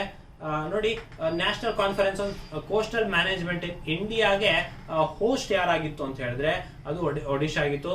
ಅದೇ ನಮ್ಮ ಕರ್ನಾಟಕದಲ್ಲಿ ಅದೊಂದು ಮಾನಿಟರಿಂಗ್ ಝೋನ್ ವಲಯವಾಗಿ ಮಾಡಿದರೆ ಇದು ದಕ್ಷಿಣ ಭಾರತದಲ್ಲಿ ಮೊಟ್ಟ ಮೊದಲ ಒಂದು ವಲಯ. ಇದನ್ನು ನಾವು ಕಳೆದ ಪ್ರಶ್ನೆಗಳಲ್ಲಿ ಇದನ್ನು ಡಿಸ್ಕಸ್ ಮಾಡಿದ್ವಿ. ಸೊ ಮುಂದಿನ ಪ್ರಶ್ನೆಯನ್ನ ನೋಡೋಣ. ಮುಂದಿನ ಪ್ರಶ್ನೆ, ಭಾರತೀಯ ಸೇನೆ ಮತ್ತು ಭಾರತೀಯ ವಾಯುಪಡೆಯು ಯಾವ ರಾಜ್ಯದಲ್ಲಿ ಗಗನ್ ಸ್ಟ್ರೈಕ್ ಎಂಬ ಜಂಟಿ ವ್ಯಾಯಾಮ ನಡೆಸಿತು? ಸೊ ನೋಡಿ, ನೀವು ಯಾವಾಗ್ಲೂ ಒಂದು ದೇಶ ಮತ್ತೆ ಇನ್ನೊಂದು ದೇಶ ನಡುವೆ ಜಂಟಿ ವ್ಯಾಯಾಮವನ್ನು ನೋಡಿರ್ತೀರ. ಈಗ ಭಾರತದಲ್ಲೇನೆ ಇಂಡಿಯನ್ ಆರ್ಮಿ ಮತ್ತೆ ಇಂಡಿಯನ್ ಏರ್ ಫೋರ್ಸ್ ನಡುವೆ ನಡೆದಂತ ಒಂದು ಜಂಟಿ ಕಾರ್ಯಕ್ರಮದ ಹೆಸರು ಗಗನ್ ಸ್ಟ್ರೈಕ್ ಅಂತ ಹೇಳ್ಬಿಟ್ಟು, ಇದು ಯಾವ ರಾಜ್ಯದಲ್ಲಿ ನಡೀತು ಅಂತ ಉತ್ತರ ಪ್ರದೇಶ, ಬಿಹಾರ, ಪಂಜಾಬ್, ಗುಜರಾತ್. ಇದಕ್ಕೆ ಸರಿಯಾದ ಉತ್ತರ ಪಂಜಾಬ್ ಆಗಿರುತ್ತೆ. ಸೊ ಭಾರತೀಯ ಸೇನೆಯ ಗೋರ್ಖಾ ಕಾರ್ಪ್ಸ್ ಮತ್ತೆ ಭಾರತೀಯ ವಾಯುಪಡೆಯ ಹಲವಾರು ಸೇರ್ಕೊಂಡು 4 ದಿನಗಳ ಅವಧಿಯಲ್ಲಿ ಗಗನ್ ಸ್ಟ್ರೈಕ್ ಎಂಬ ಒಂದು ಜಂಟಿ ವ್ಯಾಯಾಮ ನಡೆಸಿತು. ಸೊ ಇದರಲ್ಲಿ Apache 64E, advance light helicopter ಇವನ್ನೆಲ್ಲದನ್ನು ಮೌಲ್ಯೀಕರಿಸಿದೆ. ಸೊ ಇದ್ರ ಬಗ್ಗೆ ತಿಳಿದಿರಲಿ. ಮುಂದಿನ ಪ್ರಶ್ನೆನ ನೋಡೋಣ. ಮುಂದಿನ ಪ್ರಶ್ನೆ, ಯಾವ ರಾಜ್ಯವು ತನ್ನ ಮೊದಲ ಸಿನಿಮಾ ಪ್ರವಾಸೋದ್ಯಮ ನೀತಿಯನ್ನು ಪ್ರಾರಂಭಿಸಿತು? Which state launch first cinematic tourism policy? Gujarat, Bihar, Punjab, Delhi. ಇದಕ್ಕೆ ಸರಿಯಾದ ಉತ್ತರ ಗುಜರಾತ್. ಸೊ ಗುಜರಾತ್ನ ಮುಖ್ಯಮಂತ್ರಿ ಆದಂತಹ ಭೂಪೇಂದ್ರ ಪಟೇಲ್ ಅವರು ಇತ್ತೀಚೆಗೆ ಗಾಂಧಿನಗರದಲ್ಲಿ ರಾಜ್ಯದ ಮೊದಲ ಸಿನಿಮಾ ಪ್ರವಾಸೋದ್ಯಮ ನೀತಿಯನ್ನು ಅನಾವರಣಗೊಳಿಸಿದೆ. ಸೊ ಇದು ಚಲನಚಿತ್ರ ಮೂಲ ಸೌಕರ್ಯ ಮತ್ತು ಚಲನಚಿತ್ರ ನಿರ್ಮಾಣ ಅಭಿವೃದ್ಧಿಗೆ 1020 ಕೋಟಿ ಮೌಲ್ಯದ ತಿಳುವಳಿಕೆಗೆ ಸಹಿ ಹಾಕಲಾಗಿದೆ. ಸೊ ಇದ್ರ ಬಗ್ಗೆ ತಿಳಿದಿರಲಿ. 260ನೇ ಪ್ರಶ್ನೆ ನೋಡೋಣ. ಸಾಮಾನ್ಯ ಸೇವಾ ಕೇಂದ್ರ SPVಯ ವ್ಯವಸ್ಥಾಪಕ ನಿರ್ದೇಶಕರಾಗಿ ಯಾರು ನೇಮಕಗೊಂಡಿದ್ದಾರೆ? Who has been appointed as the managing director of the Common Service Center SPV? Sanjay Kumar Rakesh, K Subrahmanyan, KV Kamath, Sharada Kumar Hota. So Sanjay Kumar Rakesh ಅವರು ಸಾಮಾನ್ಯ ಸೇವಾ ಕೇಂದ್ರದ ವಿಶೇಷ ಉದ್ದೇಶಕ CEO ಆಗಿ ಸಂಜಯ್ ಕುಮಾರ್ ರಾಕೇಶ್ ಅವರು ನೇಮಕ ಆಗಿದ್ದಾರೆ. ಸೊ ಇದು ಎಲೆಕ್ಟ್ರಾನಿಕ್ಸ್ ಮತ್ತೆ IT ಸಚಿವಾಲಯದ ನಡುವೆ ಈ ರೀತಿಯಾದಂತಹ ಒಂದು ನಿರ್ಧಾರ ತೆಗೆದುಕೊಳ್ಳಲಾಗಿತ್ತು. ಇದ್ರ ಬಗ್ಗೆ ತಿಳಿದಿರಲಿ. ಮುಂದಿನ ಪ್ರಶ್ನೆಯನ್ನ ನೋಡೋಣ. ಇತ್ತೀಚೆಗೆ ಸುದ್ದಿಯಲ್ಲಿರುವ ವಿಂಡ್ ಫಾಲ್ ತೆರಿಗೆಯನ್ನ ಭಾರತ ಸರ್ಕಾರ ಈ ಕೆಳಗಿನ ಯಾವುದರ ಮೇಲೆ ಪರಿಚಯಿಸಿದೆ? So wind fall tax which was seen recently in news is introduced in Government of India for which of the following? ಕಚ್ಚಾ ತೈಲ, ಅಡುಗೆ ತೈಲ, ನೈಸರ್ಗಿಕ ಅನಿಲ, ಕಲ್ಲಿದ್ದಲು. ಸೊ ಇದಕ್ಕೆ ಸರಿಯಾದ ಉತ್ತರ ಕಲ್ಲಿದ್ದಲು. ನೋಡಿ, ವಿಂಡ್ ಫಾಲ್ ಟ್ಯಾಕ್ಸ್ ಎನ್ನುವುದು ಏನಂದ್ರೆ ಒಂದು ನಿರ್ದಿಷ್ಟ ಕಂಪನಿ ಅಥವಾ ಉದ್ಯಮಕ್ಕೆ ಹಠಾತ್ ವಿಂಡ್ ಫಾಲ್ ಗಳಿಕೆಯಿಂದ ಉಂಟಾಗುವ ಲಾಭದ ಮೇಲಿನ ಹೆಚ್ಚಿಗೆ ತೆರಿಗೆಯ ದರವಾಗಿದೆ. ನೋಡಿ, ಏನಂತ ಹೇಳಿದ್ರೆ, ಯಾವ್ದೋ ಒಂದು ಸಂಸ್ಥೆ ಇದೆ, ಒಂದು ಕಂಪನಿ ಇದೆ, ಅದು ಹೇಗೋ ಅದ್ಯಾಗೋ ಒಂದು ಅತ್ಯುನ್ನತ ಲಾಭವನ್ನ ಪಡೆದುಕೊಳ್ಳುತ್ತೆ. ಸೊ ಅಂತ ಸಂದರ್ಭದಲ್ಲಿ ಲಾಭವನ್ನ ಪಡೆದುಕೊಂಡಂತ ಕಂಪನಿಯ ವಿರುದ್ಧ ವಿಂಡ್ ಫಾಲ್ ಟ್ಯಾಕ್ಸ್ ಅಂತ ಹೇಳ್ಬಿಟ್ಟು ಹಾಕ್ತಾರೆ. ಅಂದ್ರೆ ಹೆಚ್ಚಿನ ಲಾಭ ಬಂದಾಗ ಹೆಚ್ಚಿನ ಟ್ಯಾಕ್ಸ್ ಕೂಡ ಕಟ್ಟಬೇಕಾಗತ್ತೆ. ಸೊ ಅದನ್ನೇ ವಿಂಡ್ ಫಾಲ್ ಟ್ಯಾಕ್ಸ್ ಅಂತಾರೆ. ಸೊ ಇದು ಯಾವ ವಸ್ತು ಮೇಲೆ ಹಾಕಿದ್ದಾರೆ ಇತ್ತೀಚೆಗೆ ಅಂದ್ರೆ ಕಚ್ಚಾ ತೈಲ ಮೇಲೆ ಹಾಕಿದ್ದಾರೆ. ಯಾವ ತಿಂಗಳುಗಳಲ್ಲಿ ಅಂತಾರಾಷ್ಟ್ರೀಯ PCOS ಜಾಗೃತಿ ತಿಂಗಳು ಎಂದು ಆಚರಿಸಲಾಗುತ್ತೆ? Which month is observed as international PCOS awareness month ಅಂತ? September, October, November, August. ಇದಕ್ಕೆ ಸರಿಯಾದ ಉತ್ತರ ಸೆಪ್ಟೆಂಬರ್. ಸೊ ಸೆಪ್ಟೆಂಬರ್ ತಿಂಗಳಲ್ಲಿ ಪಾಲಿಸಿಸ್ಟರ್ ಓವರಿ ಸಿಂಡ್ರೋಮ್, ಇದು ಹಲವಾರು ಮಹಿಳೆಯರಿಗೆ ಈ ರೀತಿಯಾದಂತಹ ಒಂದು ಸಾಮಾನ್ಯ ಹಾರ್ಮೋನ್ ಅಸ್ವಸ್ಥತೆ ಇರುತ್ತೆ. ಸೊ ಇದರಿಂದ ಸ್ತ್ರೀಯರಿಗೆ ಬಂಜೆತನ ಕಾರಣ ಆಗುತ್ತೆ. ಸೊ PCOS ಅನುವಂಶಿಕ ಮತ್ತು ಪರಿಸರ ಅಂಶಗಳ ಸಂಯೋಜನೆಯಿಂದ ಕೂಡ ಉಂಟಾಗುತ್ತೆ. ಸೊ ಸೆಪ್ಟೆಂಬರ್ ತಿಂಗಳನ್ನ ಅಂತಾರಾಷ್ಟ್ರೀಯವಾಗಿ PCOS ಜಾಗೃತಿ ತಿಂಗಳು ಅಂತ ಹೇಳ್ಬಿಟ್ಟು ಹೇಳ್ತಾರೆ. ಸೊ ಇದನ್ನ PCOD ಅಂತ ಹೇಳ್ಬಿಟ್ಟು ಹೇಳ್ತಾರೆ. ಸೊ ಇದ್ರ ಬಗ್ಗೆ ತಿಳಿದಿರಲಿ. ಮುಂದಿನ ಪ್ರಶ್ನೆನ ನೋಡೋಣ. ವಿಶ್ವ ಪ್ರಥಮ ಚಿಕಿತ್ಸಾ ದಿನ 2022ರ ವಿಷಯ ಯಾವುದು? So what is the theme of world first aid day 2022? ಅಜೀವ ಪ್ರಥಮ ಚಿಕಿತ್ಸಾ ತಿಳುವಳಿಕೆ, ಪ್ರಥಮ ಚಿಕಿತ್ಸಾ ಎರಡನೇ ಜೀವನ, ಸಮಯಕ್ಕೆ ಸರಿಯಾಗಿ ಪ್ರಥಮ ಚಿಕಿತ್ಸೆ. ಇದಕ್ಕೆ ಸರಿಯಾದ ಉತ್ತರ ಅಜೀವ ಪ್ರಥಮ ಚಿಕಿತ್ಸಾ. ಸೊ ನೋಡಿ, ವರ್ಲ್ಡ್ ಫಸ್ಟ್ ಏಡ್ ಡೇ ಅಂತ 2022 ಪ್ರತಿ ವರ್ಷ ಸೆಪ್ಟೆಂಬರ್ನ 2ನೇ ಶನಿವಾರದಂದು ಆಚರಿಸಲಾಗುತ್ತೆ. ಸೊ ಅದು ಯಾವ ದಿನ ಆದ್ರೂ ಬರ್ಬೋದು. ಸೊ ಸೆಪ್ಟೆಂಬರ್ನ 2ನೇ ಶನಿವಾರ ವಿಶ್ವ ಪ್ರಥಮ ಚಿಕಿತ್ಸಾ ದಿನ ಅಂತ ಹೇಳ್ಬಿಟ್ಟು ಈ ವರ್ಷ ಸೆಪ್ಟೆಂಬರ್ 10ನೇ ತಾರೀಕು ಬಂದಿತ್ತು. ಸೊ ಇದಕ್ಕೆ ಲೈಫ್ ಲಾಂಗ್ ಪ್ರಥಮ ಚಿಕಿತ್ಸೆ, ಅದರ ಥೀಮ್ ಏನಾಗಿತ್ತು? ಅಜೀವ ಪ್ರಥಮ ಚಿಕಿತ್ಸೆ ಅಂತ ಹೇಳ್ಬಿಟ್ಟು ಅದರ ಥೀಮ್ ಆಗಿತ್ತು. ಇದ್ರ ಬಗ್ಗೆ ತಿಳಿದಿರಲಿ. ಮುಂದಿನ ಪ್ರಶ್ನೆಯನ್ನ ನೋಡೋಣ. ಕಿಂಗ್ ಚಿಲ್ಲಿಗೆ ಪ್ರಸಿದ್ಧವಾಗಿರುವ ಭಾರತದ ಯಾವ ರಾಜ್ಯವು ಮಿರ್ಚಿ ಉತ್ಸವವನ್ನು ಆಯೋಜಿಸಿದೆ? Which Indian state famous for king chilli organised mirchi festival? Assam, Bihar, Manipur, Nagaland. So Nagaland ನಲ್ಲಿ ರಾಜ ಮೆಣಸಿನಕಾಯಿ ಅಂತ ಹೆಸರು ವಾಸಿಯಾಗಿರುವಂತಹ ನಾಗಾ ಮಿರ್ಚಾ ಅಂತ ಇದು ಕೂಡ ಕರೀತಾರೆ. ಸೊ ಇದು ವಿಶ್ವದಾದ್ಯಂತ ಅತ್ಯಂತ ಖಾರವಾದ ಮೆಣಸಿನಕಾಯಿಯ ಪ್ರಭೇದಗಳಲ್ಲಿ ಒಂದಾಗಿದೆ. ಸೊ ಇದು ಮೊಟ್ಟ ಮೊದಲ ಬಾರಿಗೆ ನಾಗ ಮಿರ್ಚಾ ಉತ್ಪನ್ನ ಇತ್ತೀಚೆಗೆ ತೋಟಗಾರಿಕೆ ಇಲಾಖೆ ಮಿರ್ಚಿ ಉತ್ಸವವನ್ನ ಸ್ಟಾರ್ಟ್ ಮಾಡಿತ್ತು. ಸೊ ಇದ್ರ ಬಗ್ಗೆ ತಿಳಿದಿರಲಿ. ಮತ್ತೆ ಈ ನಾಗಾ ಮಿರ್ಚಾ ಏನಿದೆ ಅಥವಾ ಕಿಂಗ್ ಮಿರ್ಚಿ ಅಂತ ಏನ್ ಕರಿತೀವಿ, ಸೊ ರಾಜ ಮೆಣಸಿನಕಾಯಿ ಇದಕ್ಕೆ 2008ರಲ್ಲಿ GI ಟ್ಯಾಗ್ ಕೂಡ ಇದಕ್ಕೆ ಸಿಕ್ಕಿದೆ. ಮುಂದಿನ ಪ್ರಶ್ನೆ ನಾವು ನೋಡೋಣ. 3D ಮುದ್ರಿತ ರಾಕೆಟ್ ಇಂಜಿನ್ ಅನ್ನು ವಿನ್ಯಾಸಗೊಳಿಸಿದ ವಿಶ್ವದ ಮೊದಲ ಭಾರತೀಯ ಕಂಪನಿ ಯಾವುದು? Which Indian company is the first in the world to design a 3D printed rocket engine? Pixxel, Agnikul, Dhruva space, Virat. ಇದಕ್ಕೆ ಸರಿಯಾದ ಉತ್ತರ ಅಗ್ನಿಕುಲ್ ಆಗಿದೆ. ಸೊ 3D ಮೂಲಕ ಪ್ರಿಂಟ್ ಮಾಡಿದಂತಹ ಒಂದು ರಾಕೆಟ್ ಇಂಜಿನ್ ಅನ್ನ ವಿಶ್ವದಲ್ಲೇ ಮೊಟ್ಟ ಮೊದಲ ಕಂಪನಿ ಅಗ್ನಿಕುಲ್ ಕಾಸ್ಮೋಸ್. ಇದು ಚೆನ್ನೈನ IIT ಮಡ್ರಾಸ್ ಏನಿದೆ, ಸೊ ಅಲ್ಲಿನ national centre for R&D research and development ಏನಿದೆ, ಸೊ ಅಲ್ಲಿನ ಒಂದು ಮೂಲಕ ಅಗ್ನಿ ಲೈಟ್ ಅಂತ ಹೇಳ್ಬಿಟ್ಟು ಪ್ರಪಂಚದ ಮೊದಲ ಸಿಂಗಲ್ ಫೇಸ್ 3D ಮುದ್ರಿತ ರಾಕೆಟ್ ಇಂಜಿನ್ ಅನ್ನ ಸಂಪೂರ್ಣವಾಗಿ ಭಾರತದಲ್ಲಿ ವಿನ್ಯಾಸಗೊಳಿಸಲಾಗಿದೆ. ಮುಂದಿನ ಪ್ರಶ್ನೆ ನೋಡೋಣ. ಯಾವ ರಾಜ್ಯವು UCI NITB eliminator world cup ಅಂತಾರಾಷ್ಟ್ರೀಯ ಸೈಕ್ಲಿಂಗ್ ಕಾರ್ಯಕ್ರಮ ಆಯೋಜಿಸಿದೆ? Which state or union territory held the UCI NITB eliminator world cup international cycling event? Ladakh, Punjab, Assam, Bihar. ಇದಕ್ಕೆ ಸರಿಯಾದ ಉತ್ತರ ತಿಳಿದಿದ್ರೆ ಕಮೆಂಟ್ ಸೆಕ್ಷನ್ ಅಲ್ಲಿ ತಿಳಿಸಿ. ಇದಕ್ಕೆ ಸರಿಯಾದ ಉತ್ತರ ಲಡಾಖ್ ಆಗಿರುತ್ತೆ. ಸೊ ಲಡಾಖ್ ನಲ್ಲಿ ಮೊಟ್ಟ ಮೊದಲ ಬಾರಿಗೆ ಎಲಿಮಿನೇಟರ್ ವರ್ಲ್ಡ್ ಕಪ್ ಅಂತ ಹೇಳ್ಬಿಟ್ಟು ಏನ್ ಕರಿತೀವಿ, ಸೈಕ್ಲಿಂಗ್ ಫೆಡರೇಷನ್ ಆಫ್ ಇಂಡಿಯಾದಿಂದ ಸಹಯೋಗದಲ್ಲಿ ನಡೆಸಲಾಗಿದೆ. ವರ್ಲ್ಡ್ ಕಪ್ ಗೆ ಎಲಿಮಿನೇಟರ್ ಹಂತವಾಗಿ ಕಾರ್ಯನಿರ್ವಹಿಸುತ್ತೆ. ಸೊ ಸಿಟಿ ಮೌಂಟೇನ್ ಬೇಕ್ ಎಲಿಮಿನೇಟರ್ ವರ್ಲ್ಡ್ ಚಾಂಪಿಯನ್ಶಿಪ್ ಅಧಿಕೃತ ಹೋಸ್ಟ್ ಆಗಿ ಲೇ ಅಥವಾ ಲಡಾಖ್ ನಲ್ಲಿ ಇದು ಆಯೋಜನೆಗೊಂಡಿತ್ತು. ಸೊ ಮುಂದಿನ ಪ್ರಶ್ನೆಯನ್ನ ನೋಡೋಣ. ಯಾವ ರಾಜ್ಯ ಮುಖ್ಯಮಂತ್ರಿ ಗೋವಾಂಶ್ ಮೊಬೈಲ್ ಚಿಕಿತ್ಸಾ ಯೋಜನೆಯನ್ನ ಪ್ರಾರಂಭಿಸಿದೆ? ಸೊ ವಿಚ್ ಸಿಟಿ ಲಾಂಚ್ ಮುಖ್ಯಮಂತ್ರಿ ಗೋವಾಂಶ್ ಮೊಬೈಲ್ ಚಿಕಿತ್ಸಾ ಯೋಜನಾ ಅಂತ ಹೇಳ್ಬಿಟ್ಟು? ಸೊ ಛತ್ತೀಸ್ಗಢ, ಬಿಹಾರ್, ಉತ್ತರ ಪ್ರದೇಶ್, ಉತ್ತರಾಖಂಡ್. ಇದಕ್ಕೆ ಸರಿಯಾದ ಉತ್ತರ ಬಂದು ಛತ್ತೀಸ್ಗಢ ಆಗಿರುತ್ತೆ. ಸೊ ಛತ್ತೀಸ್ಗಢ ಅವರು ಜಾನುವಾರುಗಳ ವೈದ್ಯಕೀಯ ನೆರವನ್ನ ನೀಡಲು ಸೊ ಮುಖ್ಯಮಂತ್ರಿ ಗೋವಾಂಶ್ ಮೊಬೈಲ್ ಚಿಕಿತ್ಸಾ ಅಂತ ಹೇಳ್ಬಿಟ್ಟು ಒಂದು ಯೋಜನೆಯನ್ನ ಪ್ರಾರಂಭಿಸಿದೆ. ಸೊ ಇದು ಏನಂತ ಹೇಳಿದ್ರೆ ವೈದ್ಯರೊಂದಿಗೆ ಅಥವಾ 2 ಸಂಚಾರಿ ಪಶುವೈದ್ಯಕೀಯ ಘಟಕಗಳೊಂದಿಗೆ ಪ್ರತಿ ಜಿಲ್ಲೆಗೆ ಮೊದಲ ಹಂತದಲ್ಲಿ ನೀಡಲಾಗುತ್ತೆ. ಸೊ ಇದ್ರ ಬಗ್ಗೆ ತಿಳಿದಿರಲಿ. ಮುಂದಿನ ಪ್ರಶ್ನೆಯನ್ನ ನೋಡೋಣ. ಇಂಡಿಯನ್ ಆರ್ಮಿ ಲಾಜಿಸ್ಟಿಕ್ ಸೆಮಿನಾರ್ ಅನ್ನು ಭಾರತದ ಯಾವ ನಗರದಲ್ಲಿ ಆಯೋಜಿಸಲಾಗಿದೆ? Indian army logistic seminar was hosted at which Indian city ಅಂತ? ನವದೆಹಲಿ, ಉತ್ತರ ಪ್ರದೇಶ, ಲಡಾಖ್, ಉತ್ತರಾಖಂಡ್.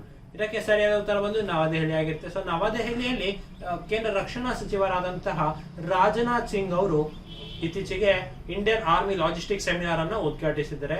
ಸೊ ಭಾರತೀಯ ಸೇನಾ ದಿನ ಜನವರಿ 15ರಂದು ಮಾಡುತ್ತೆ. ಸೊ ಡಿಫೆನ್ಸ್ ರಿಲೇಟೆಡ್ ಹಲವಾರು ವಿಚಾರಗಳು. ಸೊ ಇದನ್ನ ನಾವು ಪ್ರೆಸ್ ಇನ್ಫಾರ್ಮೇಶನ್ ಬ್ಯೂರೋ ಅಂತ ಅನ್ನೋದೇನ್ ಸೋರ್ಸ್ ಇದೆ, ಇದ್ರ ಮೂಲಕ ನಾವು ಸಂಗ್ರಹವನ್ನ ಮಾಡಿರ್ತೀವಿ. ಸೊ ಇದೇ ರೀತಿಯಾದಂತಹ ಹಲವಾರು ವಿಷಯಗಳು ಮತ್ತೆ ಹಲವಾರು ವಿಶ್ವಾಸಾರ್ಹ ಮೂಲಗಳಿಂದ ನಾವು ಇದನ್ನ ಸಂಗ್ರಹ ಮಾಡಿರ್ತೇವೆ. ಸೊ ಹಾಗಾಗಿ ನೀವು ಸ್ಪರ್ಧಾ ಅಶ್ವಮೇಧ ಮ್ಯಾಗಝಿನ್ ಅನ್ನ ನೀವು ಡೌನ್ಲೋಡ್ ಮಾಡ್ಕೋಬೇಕಾಗತ್ತೆ. ಸೊ ಮುಂದಿನ ಪ್ರಶ್ನೆಯನ್ನ ನೋಡೋಣ. 2022ರಲ್ಲಿ business line iconic change maker of the year ಪ್ರಶಸ್ತಿಗೆ ಯಾವ ಕ್ರೀಡಾಪಟು ಆಯ್ಕೆಯಾಗಿದ್ದಾರೆ? Which sports person won the business line iconic change maker of the year in 2022?